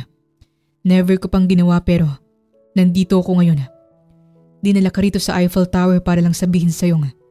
Mahal na yata kita, Daphne. Ay mali. Mahal na kita. Oo, tama. Gusto kita, Daphne. Pero kasi hindi ako marunong manligaw. Pwede bang skip na lang? Tayo na lang? Will you be my girlfriend? Literal na nalaglag ang panga ni Daphne. Hindi siya nakapagsalita. Kahit yata ang kumurap, nakalimutan na niya. Pakiramdam niya, pati dila niya naputol na. Daphne, bakit? Ayaw mo ba sa akin? May mali ba? Masyado bang mabilis? Di ba single ka naman? Wala ka namang boyfriend, di ba? Teka lang, sir. Pwede, ikalma mo yung puso mo. I-prend mo rin yung bibig mo. Hindi pa nagsisingkin sa akin . Tsaka ikaw? May gusto sa akin? As in? Teka lang naman, baka may lagnat ka lang. Hahawakan pa sana ni Daphne ang noo ng binata, ngunit pinigilan yun ni Troy. I'm serious, Daphne. I like you, and I think I'm already in love with you. Natulala si Daphne. Pakiramdam niya'y naubusan ng oxygen ang utak niya. Pero kung ayaw mo sa akin, okay lang naman. Hindi naman kita pipilitin . I like you too. Nanigas ang panga ni Troy sa narinig. Si Daphne naman, mariing nakapikit na lang. Hindi kayang tignan ang mukha ng binata sa sinabi. Anong sinabi mo? Ang kulit. Gusto nga rin kita. Talaga? So, tayo na? Ha? Teka lang naman, bakit ang bilis? Diba, you like me, I like you. Mahal na nga kita . So, tayo na? Pero… Binitaw ni Troy ang kamay ni Daphne at saka'y pinaglapat yun sa harap ng dalaga. Nagpapi-eyes din ito, nagmamakaawa sa kanya ng sobra. Hays, paano ko pa matatanggihan yung ganyan kakita't kagwapo ha? Wika ni Daphne. At saka pinisil ang magkabilang pisngi ni Troy. Oo na, sige na. Tayo na. Sinasagot na kita. Girlfriend mo na ako at boyfriend na kita. Okay? Happy? Talaga? Sigurado ka ba? Sure? 100%? Natawa naman si Daphne. Yes po, opo. 100%. Hay, tagal-tagal mong kumilos dyan . Noon pa ako may gusto sa'yo. Pasalamat ka. Babae pa rin ang tingin ko sa sarili ko at dapat lalaki nagpe-first move. Kasi kung hindi, baka nung pa kita ni-rape, pakis nga. Biro pa ni Daphne at saka ngumuso at hinawakan ng magkabilang pisngi ni Troy at nagbibirong hahalikan ito. Si Troy naman ay hindi alam ang magiging reaksyon. Napanganga kung ano ba ang dapat niyang gawin. Kiss? Teka, paano ba? Tanong pa nito sa kanya na ikinhagalpak niya sa napakalakas na pagtawa. Natawa na lang din si Troy at nangako sa kanyang pag-aaralan niya ang tamang the moves. Baliw? Sambit ni Daphne sabay hampas sa balikat ni Troy. Kumuha sila ng maraming pictures, kumain sa iba't ibang klase ng restaurant at gumala ng gumala. Pinuno nila ng napakaraming memories ang mahigit 1 linggo nilang pagbabakasyon doon sa Paris. Pero ang galing mo .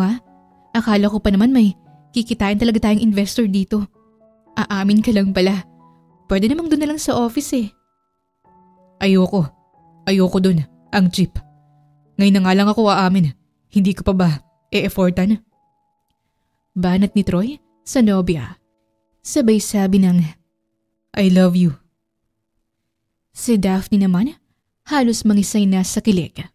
May patapik-tapik pa siya sa dibdib ng binata at animoy bulating inasina ng marami. Tumawa tuloy ng tumawa si Troy. But seriously, I love you too. Seryosong sabi ni Daphne at sa pangalawang pagkakataon, ang labi nilang dalawa unti-unting naglapat at ipinaramdam sa isa't isa ang tunay na pagmamahal na nauwi sa isang mainit na gabi na puno ng kaligayahan. Matapos ang mahigit isang linggo na pagbabakasyon nila sa Paris, umuwi na rin sila sa Maynila. Nagdesisyon si Troy na ipakilala na si Daphne sa kaniyang ama't ina. Ngunit mariin din itong tinanggihan ng mga magulang niya.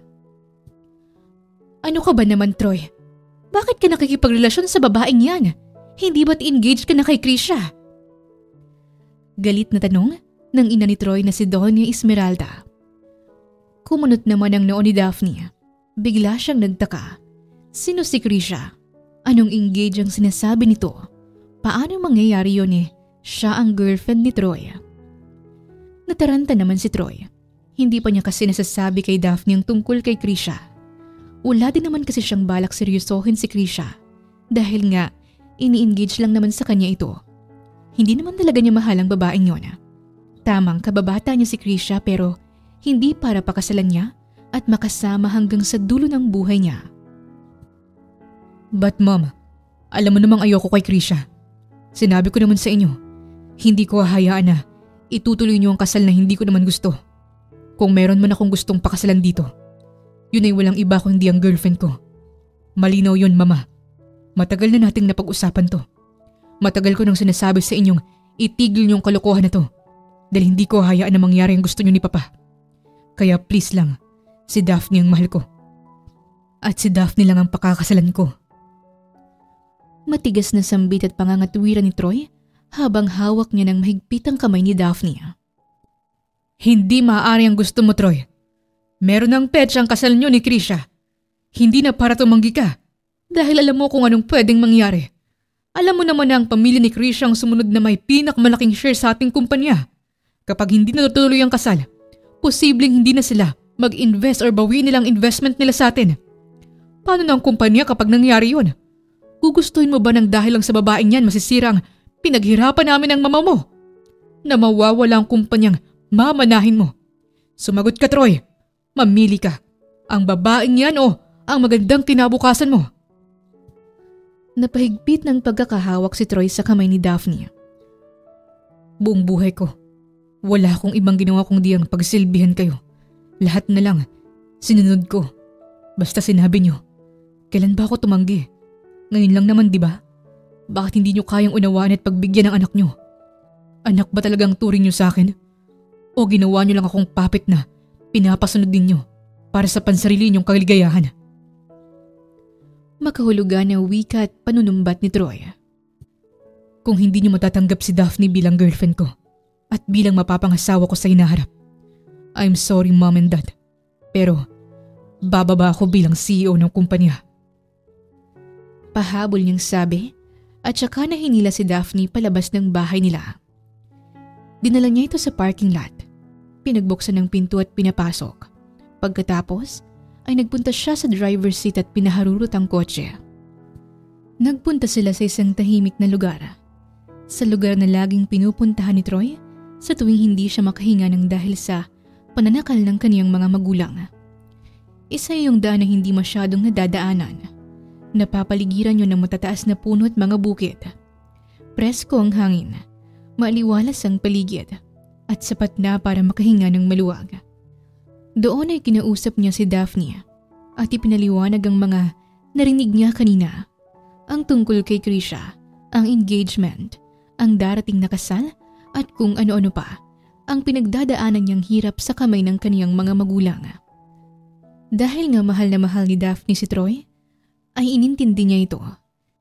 Sinabi niyang ayos lang lalo na't nakikita niya naman sa binata na wala itong balak pakasalan si Krisha, na siya lang ang mahal nito. Yun lang naman ang para sa kanya ay sapat na. Sa kabila ng mga nangyari, ipinagpatuloy pa rin ni Troy at Daphne ang kanilang relasyon. Inamin na rin nila sa lahat ng empleyado ang tungkol sa relasyon nila. Ang iba'y natuwa, kinilig, at ang iba naman ay nagalit. Nagalit dahil hindi nila matanggap na bakit si Daphne. Bakit hindi sila? Bakit sa isang baguhang janitress na naging personal assistant pa talaga niya? Bakit hindi ang isa sa kanila na may mas mataas na posisyon kaysa kay Daphne? Gayunpaman, wala silang nagawa. Yun nga lang, kumalat ang balita at mabilis iyong nakarating kay Krisha. Sobra siyang nagalit, as in, nanggagalaiti siya sa galit. Who the hell is that bitch? Inis niyang sigaw sabay hampas sa kaniyang lamesa. Malaman ko lang kung sino ka, Daphne. Malalaman mo kung anong hinahanap mo. Huwag mong banggain ang isang Krisha Monteverde na anak ng isa sa pinakamataas at may pinakamalaking share sa kumpanya nila Troy. Hindi ka ang dapat na makasal sa kanya. Ikaw na walang pinag-aralan. Wala ka pa sa kalingkingan ko. Ginamit ni Krisha ang lakas at kapangyarihan. Kinilala niya kung sino ang Daphne na girlfriend kuno ng kaniyang fiancé. At nang makakala pa ng impormasyon ng mga investigador na kinuha niya, ay natawa na lang siya. Seriously? This girl na nakatira sa isang squatter area? Girlfriend ng fiancé ko? Wow! Unbelievable! Such a squammy girl! Nandidiri niyang sabi habang tinitignan ang mga larawan ni Daphne. Inalam pa ni Krisha ang mga taong nasa paligid ni Daphne. Bukod sa pamilya nito, ay kinilala din nito ang mga naging kaibigan ni Daphne sa loob at sa labas ng trabaho. Doon niya nakilala si Jess, ang dating na-issue kay Daphne. Inutusan niya si Jess na i-set up si Daphne. Nung una, ay ayaw ni Jess pero nang offeran siya ni Krisha ng 50,000 pesos, ay pumayag na rin siya kalaunan. Giit niya ay may sakit ang kaniyang ama at kailangan itong maoperahan. Dahil sa sitwasyon, ay napilitan siyang ilagay sa alanganin ng pinagsamahan nila ni Daphne. Isang gabi tinawagan ni Jess si Daphne. Akala nito ay lasing siya. Kailangan ng kausap, problemado dahil ang kaniyang amay nasa ospital. Dahil isang mabuting kaibigan si Daphne ay pinuntahan niya si Jess. Nagpaalam din muna siya kay Troy. Nung unay ayaw pumayag ni Troy dahil nga pinagsisalosan niya dati si Jess. Pero sinigurado naman sa kanya ni Daphne na magkaibigan lang sila at kailangan lang talaga nito ng karamay sa panahon ngayon. Dahil doon, pumayag naman si Troy. Nakarating si Daphne sa isang bar. Doon nakita niyang lasing na si Jess. Inalalayan niya ito at sinabing umuwi na. O kaya naman ay ihahatid niya na ito pero ang binata ay ayaw pumayag. Pasensya ka na, Daphne. Wala kasi talaga akong kaibigan na lalaki. Nababaliw na ako sa mga nangyayari sa akin. Baka pwedeng samahan mo naman akong uminom. Promise. Itong isang bote lang. At saka ladies drink naman yan. Gusto ko lang talaga ng kasama at kausap ngayon dahil naguguluhan na ako. Napalunok naman si Daphne. Sa katunayan ay hindi talaga siya umiinom pero para sa kaibigan, isang bote lang naman. Lingid sa kalaman ni Daphne ay nilagyan na ng pampatulog ni Jess ang inumin ng dalaga. At ang tunay ay hindi siya lasing. Props lang ang maraming bote ng alak at baso para magmukha talaga siyang lasing. Pati ang postura niya na tila'y pawis na pawis ay gawa-gawa lang din niya. Makalipas ngang ilang minuto ay biglang sumamang pakiramdam ni Daphne. Nawalan siya ng malay at hindi na alam ang mga sumunod pang nangyari. Doon na sinamantala ni Jess ang pagkakataon. Binuhat niya si Daphne at dinala sa isang motel. Doon ay naghihintay na si Krisha. Nakaset up ang kama, ang mga kamera at ang mga props na gagamitin nila para sa pagkuha ng malalasawang larawan. Hinubaran nila si Daphne. Tanging ang panloob na kasuotan lamang nito ang natira. Nagtanggal na rin ng damit si Jess at tanging ang pang-ibaba lang nito ang itinira. Nakokonsensya siya sa ginagawa pero Mas makokonsensya siya kung wala siyang gagawin at hahayaan niya lang na mamatay ang papa niya. Doon ay pinagkukuhanan sila ng larawan. Pinagmukha talaga sila na nagsisiping. So easy. Now, wala nang Daphne hahadlang sa kasal ko. Masayang wika ni Krisha habang tinitignan ng mga nakuha nilang larawan. Si Jess naman sa kabilang banda, kaagad na nagsuot ng pantalon at damit. Binihisan niya na rin si Daphne. Sising-sisi siya sa nagawa. Binabagabag siya ng kaniyang konsensya. Pero wala na siyang ibang maisip na paraan para maisalba ang buhay ng kaniyang ama. Patawarin mo ko, Daphne. Kinabukasan, nagimbal na lang si Troy nang bumungad sa kaniyang mga isinend na pictures ni Krisha. Kuha yun ng mga hubad na larawan ni na Daphne at Jess sa isang motel na malapit lang din sa bahay nila. What the hell? Sigaw niya at kagad na tinawagan si Daphne. Hi love, good morning. Bungad sa kanya ni Daphne. Halatang masayang-masaya ito. Pumunta ka ngayon dito sa bahay. Mag-uusap tayo, Daphne. May diin sa tonong sabi nito na ikinakaba naman ni Daphne. Aha? Tungkol saan? Bakit? Hindi na naipagpatuloy pa ng dalaga ang sinasabi. Pinatayan siya ng binata ng tawag. Anong nangyari doon? Naguguluhan niyang sabi at mabilis na kinuha ang bag niya at ura-uradang pumara ng taxi para makarating agad sa bahay ng kaniyang nobyo. Kumatok naman si Daphne. Ang bahay na yon, personal na pag-aari ni Troy. Dito ito karaniwang tumutuloy kapag nagkakasamaan sila ng loob ng mga magulang niya. Ang sabi mo magtiwala ko. May problema lang kamong lalaking yun pero ano to ha? Nakipagsiping ka sa lalaking yun? Bakit? Nakukulangan ka ba sa akin? Pangit ba ako? Ang katawan ko? Hindi pa ba ako sapat para hindi ka magloko? Ano? Napasigaw na rin si Daphne dahil sa mga sinasabi ni Troy na hindi niya lubos maunawaan kung saan yun nanggagaling. Here, tignan mo. Malinaw na malinaw ang lahat ng ebidensya. Singhal ni Troy at saka isinaboy sa mukha ni Daphne ang mga pictures na iprint pa niya kanina. Tinignan naman yun ni Daphne at isa-isang pinulot.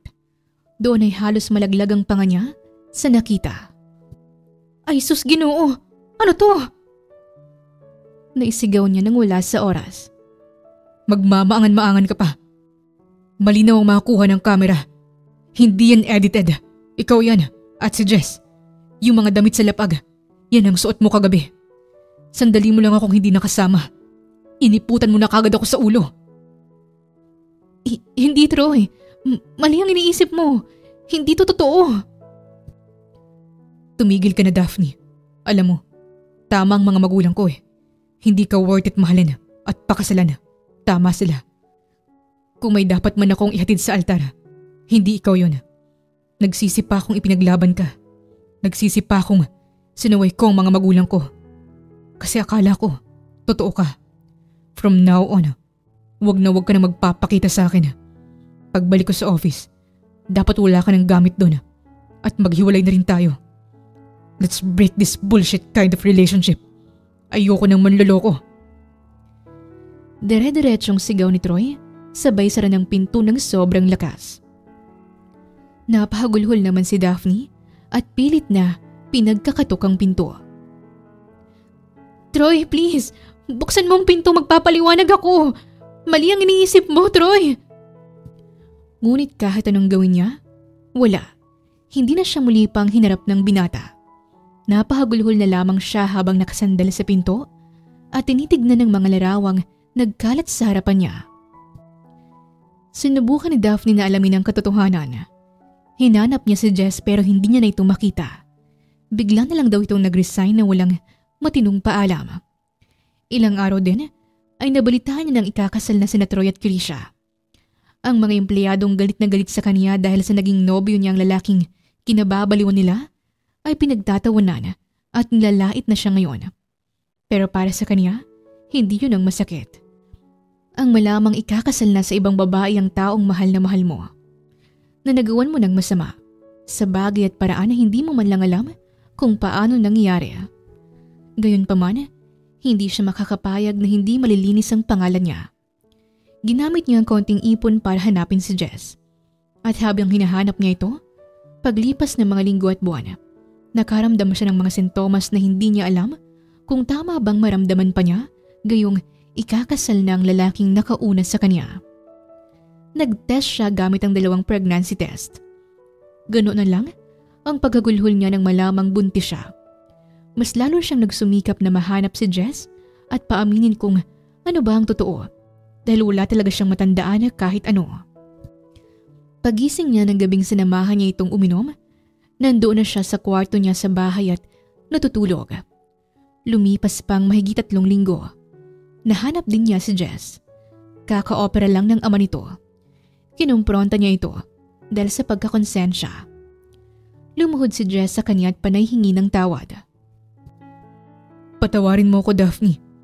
Nagawa ko lang yun dahil nag-aagaw buhay ng papa ko. Kailangan niya nang maoperahan sa lalong madaling panahon. Pero malaki ang kulang ng pera ko. Hindi ko kailangan ng paliwanag, Jess. Naintindihan ko ang sitwasyon mo sa papa mo. Pero ano ba talagang ginawa mo? Ano ba talagang nangyari? Si Krisha. Oo, si Krisha. Binayaran niya ako para i-set up ka. May ebidensya ako. Yung mga text messages niya sa akin. Pati yung kopya ng CCTV ng motel na yun.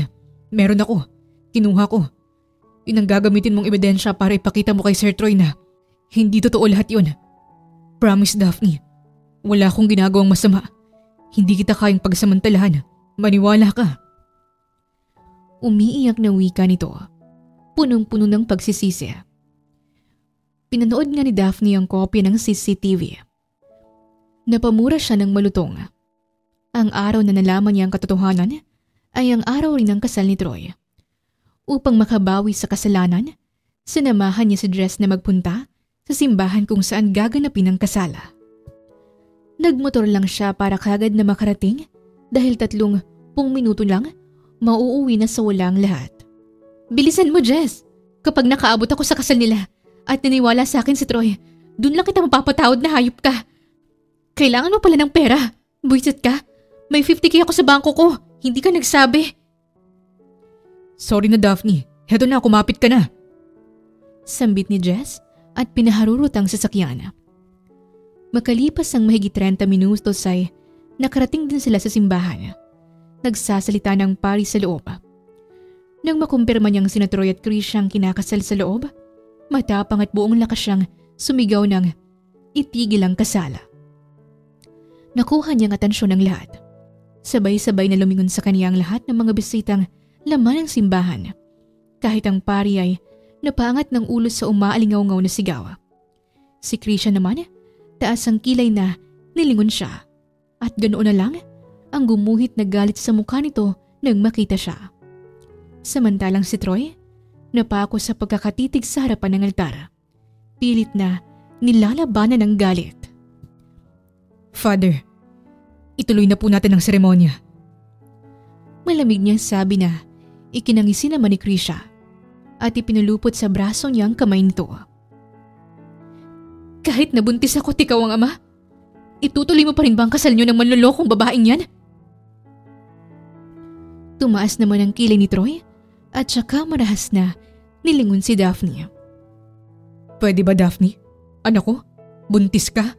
Huwag mo akong pinaglololo ko. Oh, ay naman pala sa likod mo ang amay. Bakit pa akong ginugulo mo? Hindi totoo yan, Sir Troy. Sinetap lang kami ni Krisha. Ginamit niyang sitwasyon ko at ng tatay ko para siraan si Daphne. Mabait si Daphne. Wala siyang ginagawang masama. Sa tingin mo, bakit ako maniniwala sa'yo? Singhal ni Troy at saka sinugod ng suntok si Jess. Nagsigaw naman ang mga bisita. Napasigaw na rin si Daphne na ngayon ay nagpapanik na. Pilit na pinaghihiwalay ang dalawa. Tama na! Tama na! Ano ka ba, Troy? Talagang sa loob ng simbahan, makikipagsuntukan ka? At talagang sa loob ng simbahan, ibubulgar mo yung kasinungalingan mo. Oh sige, nang matahimik ka.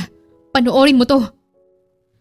Galit na isinaksak ni Daphne sa dibdib ni Troy ang cellphone ni Jess. Nagkasalubong naman ang kilay ni Troy na tinignan niyon.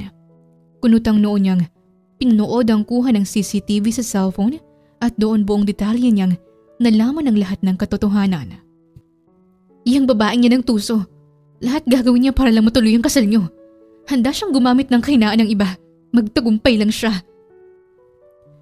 Napatras naman ang isang baitang si Krisha. Unti-unti naman siyang nilingon ni Troy na ngayon ay tila isang dragon na bubuganan ng apoy.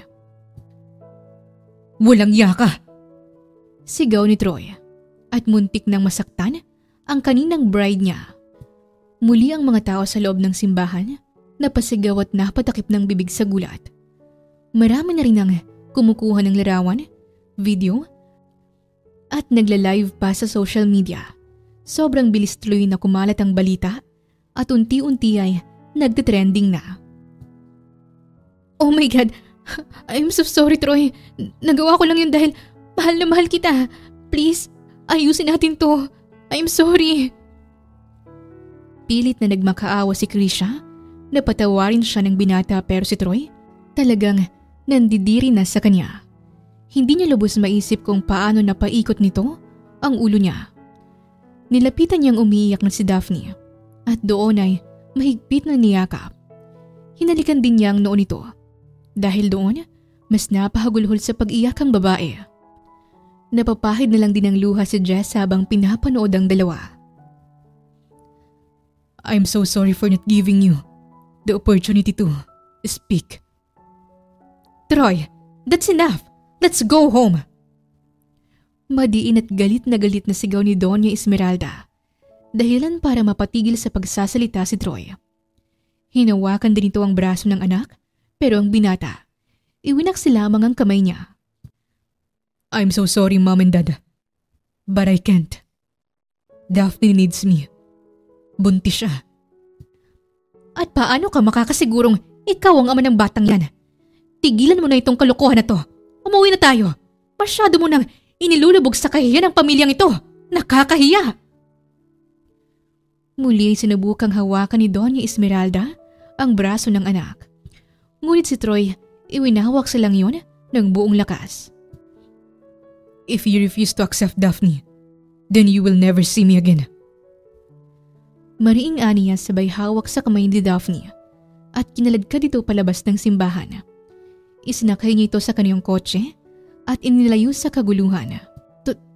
Troy, saan tayo pupunta? Sa malayo. Sa lugar kung saan hindi na nila tayo masusundan. Daphne, magtatanan tayo. Emosyonal at seryosong litanya ng binata. Si Daphne naman ay natulala. Ang kaniyang ama at kapatid kagad ang unang pumasok sa isip niya. Alam ko kung anong iniisip mo. Trust me, akong bahala sa'yo at sa pamilya mo. Sinserong aniya sabay hawak sa mga kamay ni Daphne. Nang makarating sila sa Zambales, dumiretso sila sa isang kondo na malayo sa syudad doon. Troy, sigurado ka ba talaga dito? Paano ng pamilya mo? Ang kumpanya? Sinong mag-handle nun? Napatigil sa pagsasalita si Daphne nang bigla siyang halikan sa labi ni Troy. Nandito tayo para magpahinga, okay? Ipapacheck up natin si baby mamaya. Aayusin pa natin bukas ang kasal. Ha? Agad-agad? Bakit pa natin patatagalin? May anak na tayo.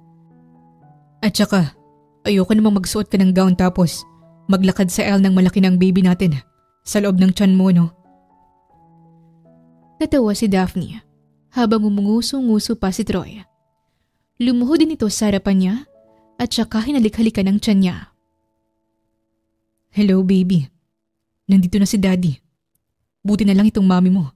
Hindi na late sa pagsugod sa simbahan kundi, nako, nakatali na talaga ako sa mga aswang. Aniya sabay tawa ng malakas. Pinalo naman ni Daphne ang balikat ni Troy. Ani mo'y isang bata ngayon na nakaluhod sa harap niya. Baliw ka talaga? Lumipas lang ilang araw. Agad din silang nagpakasal sa Zambales. Simple man yon dahil biglaan pero ayaw nang patagalin pa ni Troy. Sa ganoong paraan, hindi na sila mapaghihiwalay pa ng kaniyang mga magulang. Doon na rin sila nagpasya na ipagpatuloy ni Daphne ang pagbubuntis. Si Troy ang to the rescue sa kanya sa lahat ng bagay at lahat ng cravings nito. Lumipas pang mahigit 6 na buwan. Nagsilang na nga rin ng hindi lang isa kundi kambal na sanggol, si Daphne. Isang lalaki at isang babae. Ang ganda at gwapo naman ng mga anak ko. Manang-mana sa daddy nila. Umiiyak na animoy, batang sabi ni Troy habang sinisipat ng tingin ng mga anak niyang mahimbing na natutulog sa bassinet. Tumulo na rin ang mga luha sa magkabilang mata ni Daphne habang pinagmamasdan ng kaniyang mag-aama. Mabuti na lang talaga at umabot ako. Salamat po, Panginoon ko. Ngayon sa araw na ito, hindi lang kami basta mag-asawa ni Troy. Isa na kaming buo at masayang pamilya. Natuwa ng sobrang ama ni Daphne. Gayon din ang kapatid nito, pero ang mga magulang ni Troy humagulhol sa iyak at halos lumuhod na sa kanila. Makahingi lang ng tawad. Tila tinunaw na kandila naman ang puso ni Daphne. Huwag na po kayong umiyak, tito at tita. Okay na po. Matagal na po yun. Matagal na din pong naghilom. Nandito po kami para ipakilala sila sa inyo. Ang mga apo po ninyo. Mama at papa na iha. Asawa ka ng anak ko. Anak ka na rin namin ng papa mo. Akin na nga ang baby girl ko. Manang-mana sa akin, sobrang ganda. Anito, sabay kuha kay Princess sa loob ng crib nito. At ako naman sa apo kong pagkagwapo-gwapo. Litanya naman ni Don Felistino. At saka pinakabusisi ng tingin ng binata. Nako, wala ka man lang nakuha sa daddy mo. Puro mukha ko yan eh. Dagdag pang biro nito na ikinatawa ng malakas ni Daphne. Pero ikinabusangot naman ang mukha ni Troy. Anong kayo? Akin yan eh. Akong mukha niyan. Napuno tuloy ng tawanan ng buong pamilya. Sabay-sabay silang kumain kasamang ama at kapatid ni Daphne. Nang kahit papano ay lumaki na ang mga bata, ipinagpatuloy ni Daphne ang pag-aaral at kalaunan ay naging chef na rin. Tinupad pa rin niya ang pangako sa ama na patatayo nito ng malaking bahay na may grocery store sa ibaba. Ang kapatid din niya, pinag-aral niya hanggang sa makapagtapos ng kolehiyo. Si Troy naman sa kabilang banda, ipinagpatuloy ang pagmamanage at pagpapalago ng nasimulang kumpanya ng kanyang ama't ina. Mas naging productive at masipag siya dahil sa tuwing uuwi ng bahay, ang masayang mukha ng kanyang asawa at mga anak ang bumubungad sa kanila. Hay, paano ko hindi sisipagin sa trabaho nang agad makauwi kung kayo naman ang sasalubong sa akin dito sa bahay? Pakis nga sa mga chikiting ko. Dati, gumagapang lang kayo. Ngayon tumatakbo na. Wika niya sa mga bata at pinupog ito ng halik. At syempre, pakis din sa napakagandang misis ko. Pambobola pa niya at pinupog rin ng halik ang mga labi ni Daphne. Sus, ikaw talaga? Kumain na nga tayo? Aniya at inaya ng kanyang asawa at mga anak na magpunta sa pagkainan. Dahil lumalaki ng bata, mas lalo pa nilang pinag-igihan sa pagtatrabaho para mabigyan ito ng magandang buhay. Hawak kamay na inalalayan ni Daphne at Troy ang isa't isa mula sa hirap at ginhawa. Katulad ng sumpaan nila sa harap ng altar. Mahal na mahal kita, misis ko. Bulong ni Troy sa tenga ni Daphne bago ito hinalikan sa labi. At mahal na mahal din kita. Napakagwapong asawa ko. Sagot naman ng babae. At ito naman ang humalik ng mariin sa labi ng asawa. Nang gabing yun, muli nilang pinagsaluhan ng mainit na sandali ng kanilang pagmamahalan. Ang pagdikta sa isang tao ng dapat nitong gawin, kahit na alam nating hindi makababuti sa kanya, ay hindi tama at kahit kailan, hindi magiging tama. Hindi ito makatarungan sa mata ng tao, maging sa mata ng Diyos. Matutong magpakumbaba, tanggapin at respetuhin ang pasya ng iba, at maging masaya na lamang para sa ikabubuti ng lahat. Pinatunayan lamang ng mag-asawang Troy at Daphne na kahit anong mangyari, kahit saan paabutin, at kahit sino pang kalabanin. Ipaglalaban at ipaglalaban nila ang kanilang sinumpaang pagmamahal sa isa't isa. Hindi lang para sa kanila, kundi lalo pa para sa kanilang mga supling. Wakas! Magandang hapon po sa ating lahat at shoutout muna tayo kay Ma'am Normila Custodio from San Rafael, Dulag, Leyte. Pa-shoutout for me, Barangay San Diego, San Pablo City. Nice love story, thanks Miss Siren and God bless. Coming from Ma'am Jennivet Caraos. Shoutout sa iyo, Ma'am. Hello Miss Siren, pa-shoutout po listening from Saudi Arabia. Coming from Ma'am Shiny Badawi. Pa-shoutout idol, Bibing Maang from Europa. Salamat. Hello Miss Siren, pa-shoutout po. Kahit isang beses lang. Matagal na akong avid listener mo po. 3 years na ngayon, hindi pa rin ako nasya-shoutout.